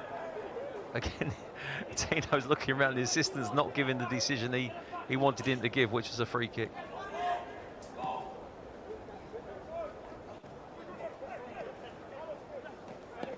Chance.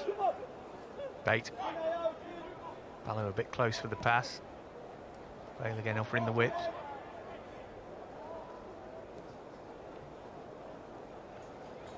It's just going to be lucky number 13 on the corner front for Chelsea.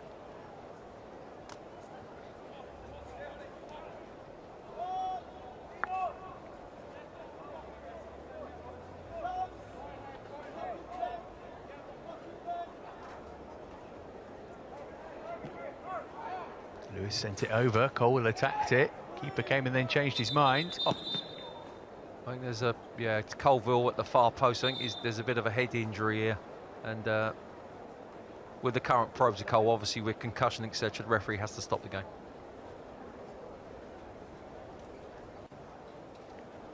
Well, Chelsea have come mighty close to scoring twice in the second half, Tommy, hitting the crossbar on 2 occasions. Yeah, it's a great move. Harvey Vale comes in on his left side, not a lot of options, great strike, and hits the top of the bar. And Livramento again, the same sort of thing from a different side.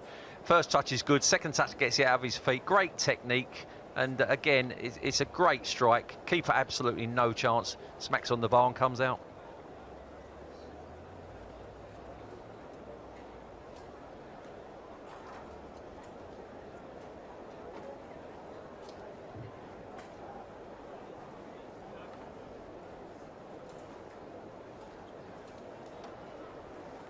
Thankfully, not too much concern here.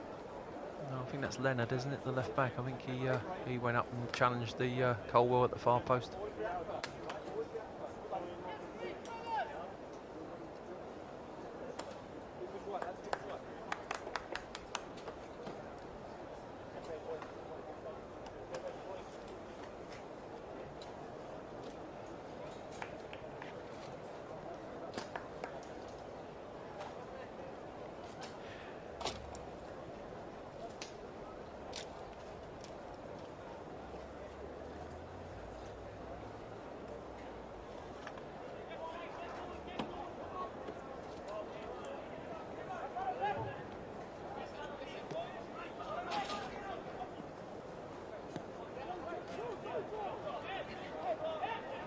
Cutting off the route back to the goalkeeper there. McClellan should be able to tidy up here.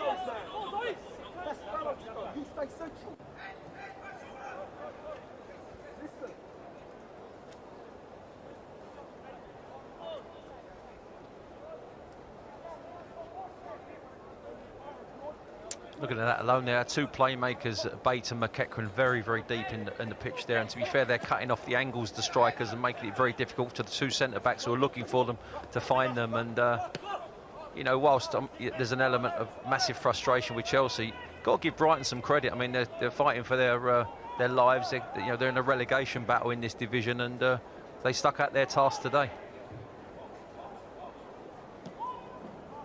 Cleared away before none could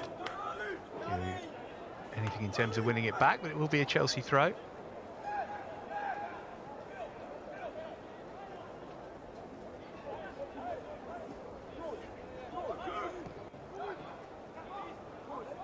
Lewis.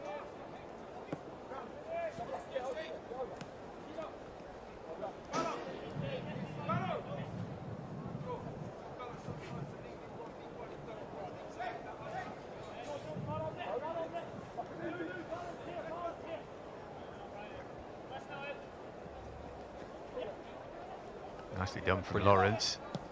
Livramento's cross. Oh, hit no, the not bar again. again. Unbelievable. Harvey Vale for the second time in the half. It's just not going to go in. Well, first of all, Henry Lawrence does fantastic. He wriggles his way out of a few challenges. Plays it to Tino Livramento. Again, this is food and drink to a striker all day long.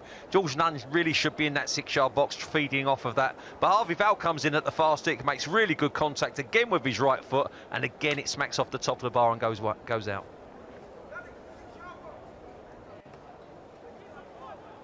Have to wait a little longer for his first PL2 goal, Harvey Vale. Got 5 for the under-18s this season.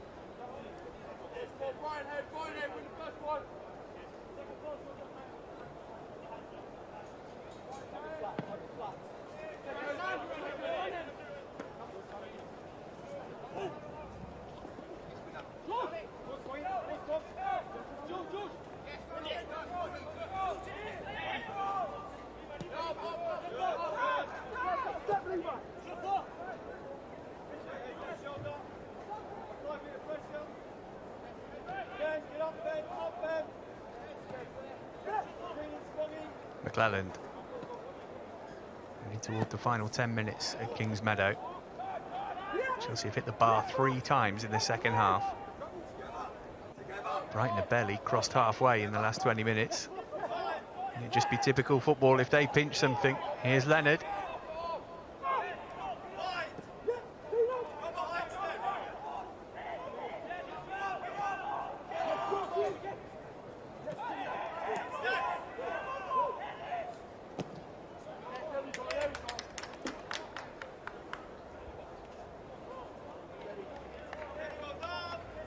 Tired legs and tired minds out there at this stage of the game. Well, especially with Tino, as you said, Matt, he's worked so hard going up and down this right channel and some great quality balls into the box. And yeah, I'm sure there are tired legs, but only 10 minutes to go. First corner of the game for Brighton, this.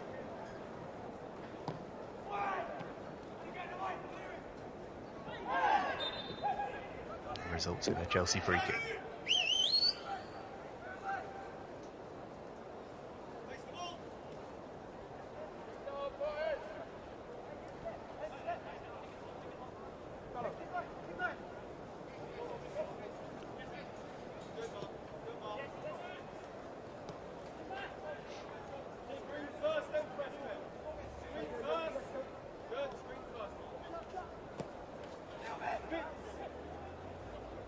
Gone from none.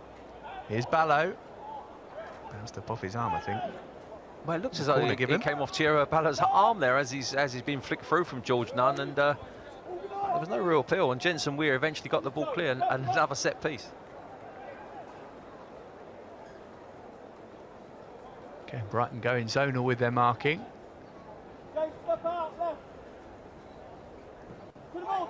Nice bit of variation. Bates going to go for it.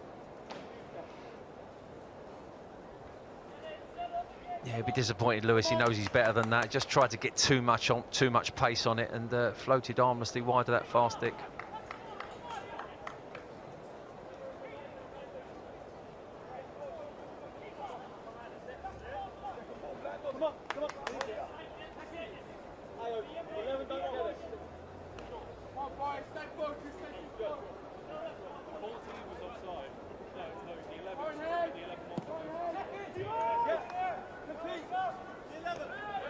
Cole's header.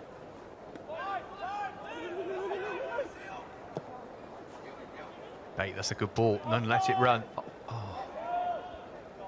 You see what Marcel was trying to do there. First touch was good. He's going to get the second one out of his feet, but cut in on his right foot and trying to have a strike at goal. But to be fair, the young man Taniwomo's had a decent second half. Athletic as he is, he's got up and down the pitch. His passing's let him down a little bit, but defensively he's been very good.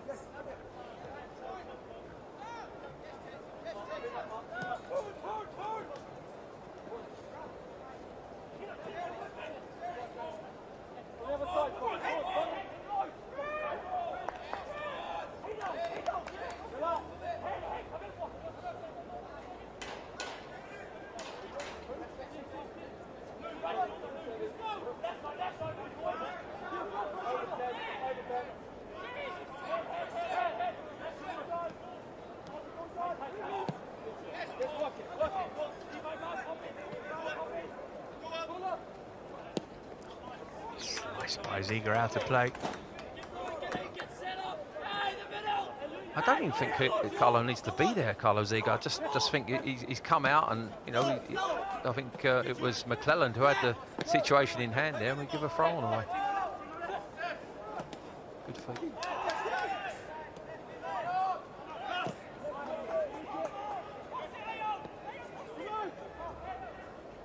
This was a little short to Tanimowo, did well to get it.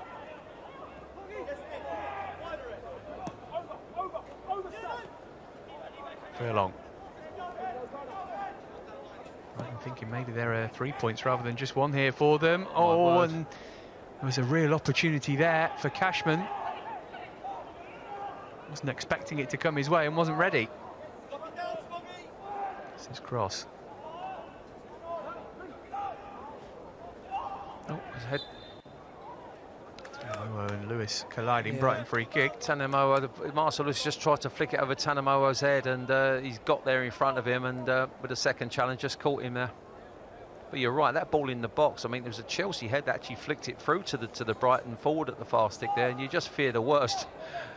Not in the game at all, and just to nick a last-minute winner would be horrendous.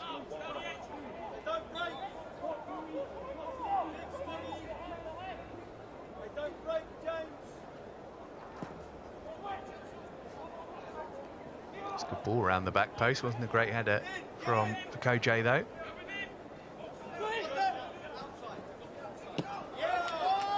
They showed too much of that to Leonard. Here's the Kojay. Oh, it was a decent opportunity. It was a good cross.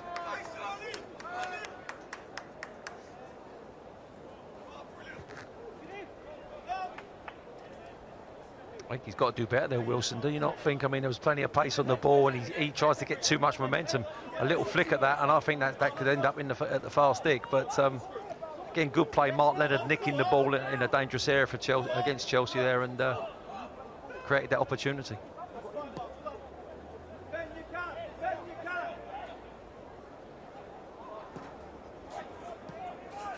None. Oh, George. Just want him to be a bit more selfish sometimes. Yeah, it bounced up nicely for him. I thought he'd go and have a strike, but tried to feed the ball in, not enough pace on it.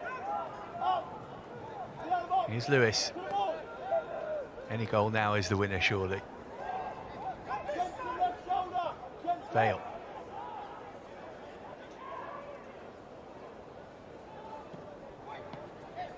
This was easily dealt with. Here's Colwill.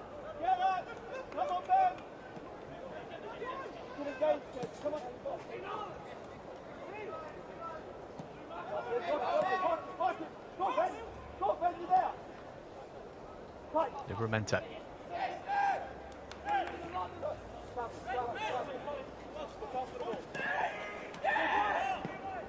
What's the ball?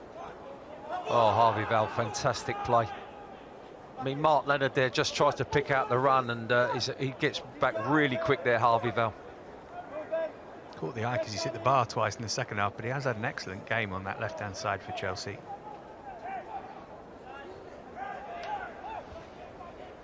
Yeah, it's a poor ball from Levi Colwill. They're just floating it into area. We're not very big up front at the moment. See Tino Ballo, not a big guy. Livramento's got a little bit about him, as has George Nunn, but that's food and drink all day for the keeper.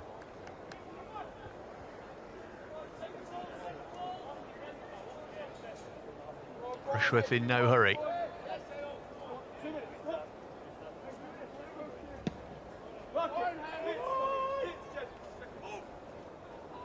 Crikey, that came down with snow on it.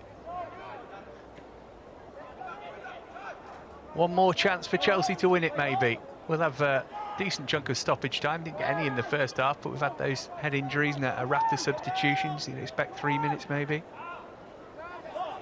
Yeah, you'd hope in, what, say 6-7 minutes to go that there'd be a chance that someone can take advantage of. But at the moment, Brighton just seeing the game out. Great ball there from Ed Turns.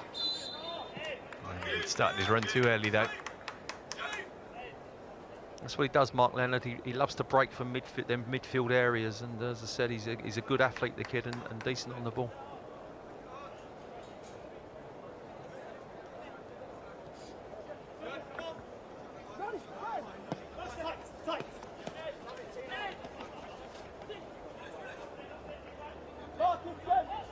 Livramento. I think that's a goal kick. Yeah, I think he just overrun it there, Tino. Looking for options. He had 3 Brighton players chomping it in there, and just his last touch just took it out of play. Get over, in.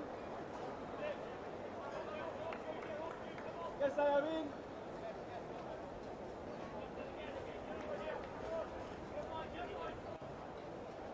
Come on.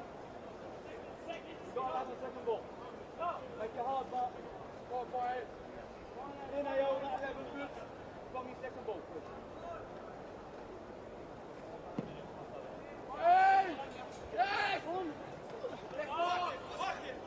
Let's flick on.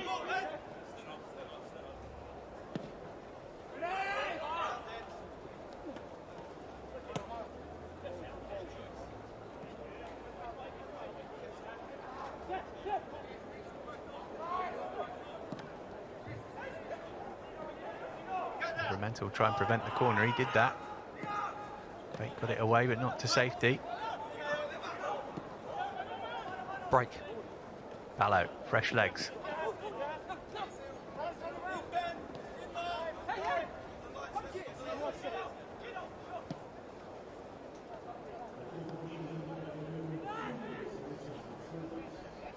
Just 2 minutes of stoppage time.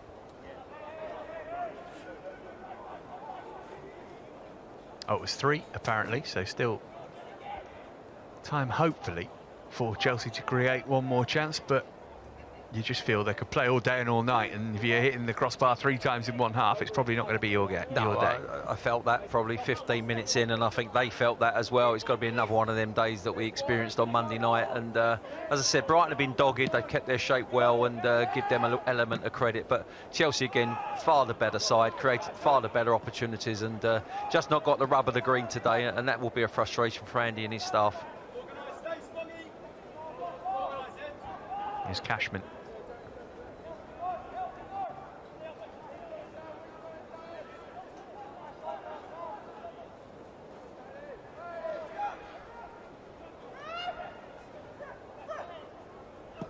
Taken out of it there. Well, how many fouls does he want to watch? And Lewis Bate got fouled, George McCracken got fouled, and that was an element. Look, I mean, that's a yellow card all day long. Even though he's not made contact, the intent was to bring him down and do him some damage, and I don't think the referee's seen it as that.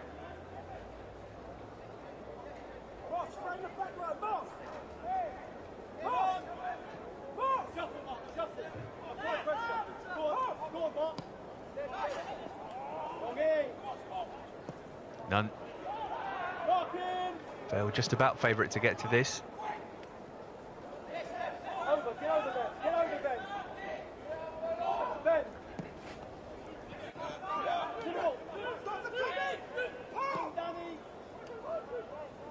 Lewis. Tackle broke nicely for Bate. Stepped away from his man. Chance for a good cross here. Colwell's going on his outside here. Bale coming infield. Oh no.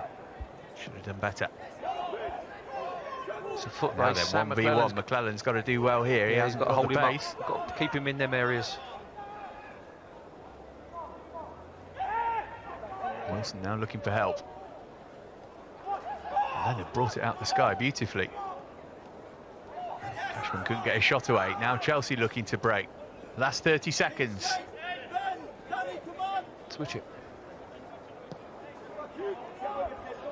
Here's Vale again. Overhit the pass for Lewis though. I mean, he's worked really hard down there, and I can't blame the young man. That's a tired pass, isn't it? You know, that's a lack of concentration. My legs have gone a little bit, my mind's gone, and overhit the pass.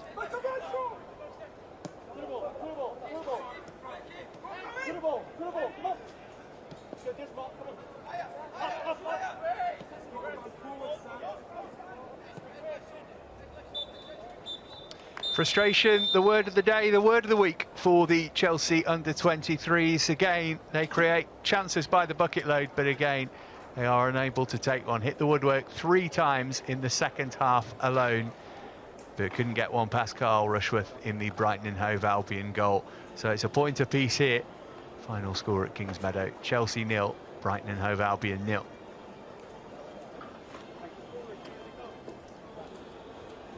Let's have a look at those times that Chelsea hit the crossbar in the second half. Harvey Vale, who, for my money, was probably man of the match. That was a decent effort. Rushworth wasn't getting there. Well, this was the one he tipped over, actually, wasn't it? Or tipped onto the bar. Yeah, he got the faintest of touches, which tipped it onto the bar, and we got a corner out of it. And this is the second one. It's a great strike from Tino Livramento, and again, he can do no more than hit the target. Unfortunately, it smacks against the bar and comes out. First touch was good. Second touch out of his feet, and then smash. But again, doesn't get any luck in that final third. And then it was Vale again. Good play that from Lawrence Livramento's cross. Yeah, and again, it's Livramento involved on the right, passes it to the far post. Harvey Vale makes a great run, comes in. And you look at the two boys that have hit the bar there, the right winger and the left winger, and we need more from our strikers, and that was the key today. Didn't get anything, and unfortunately, we can't stick the ball in the back of the net.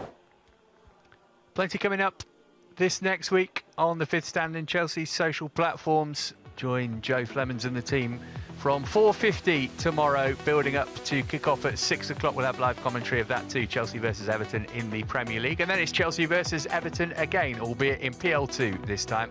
We've got that one live for you on Friday night. That is a 7 o'clock kick-off. We'll see if the Blues can get back to winning ways then.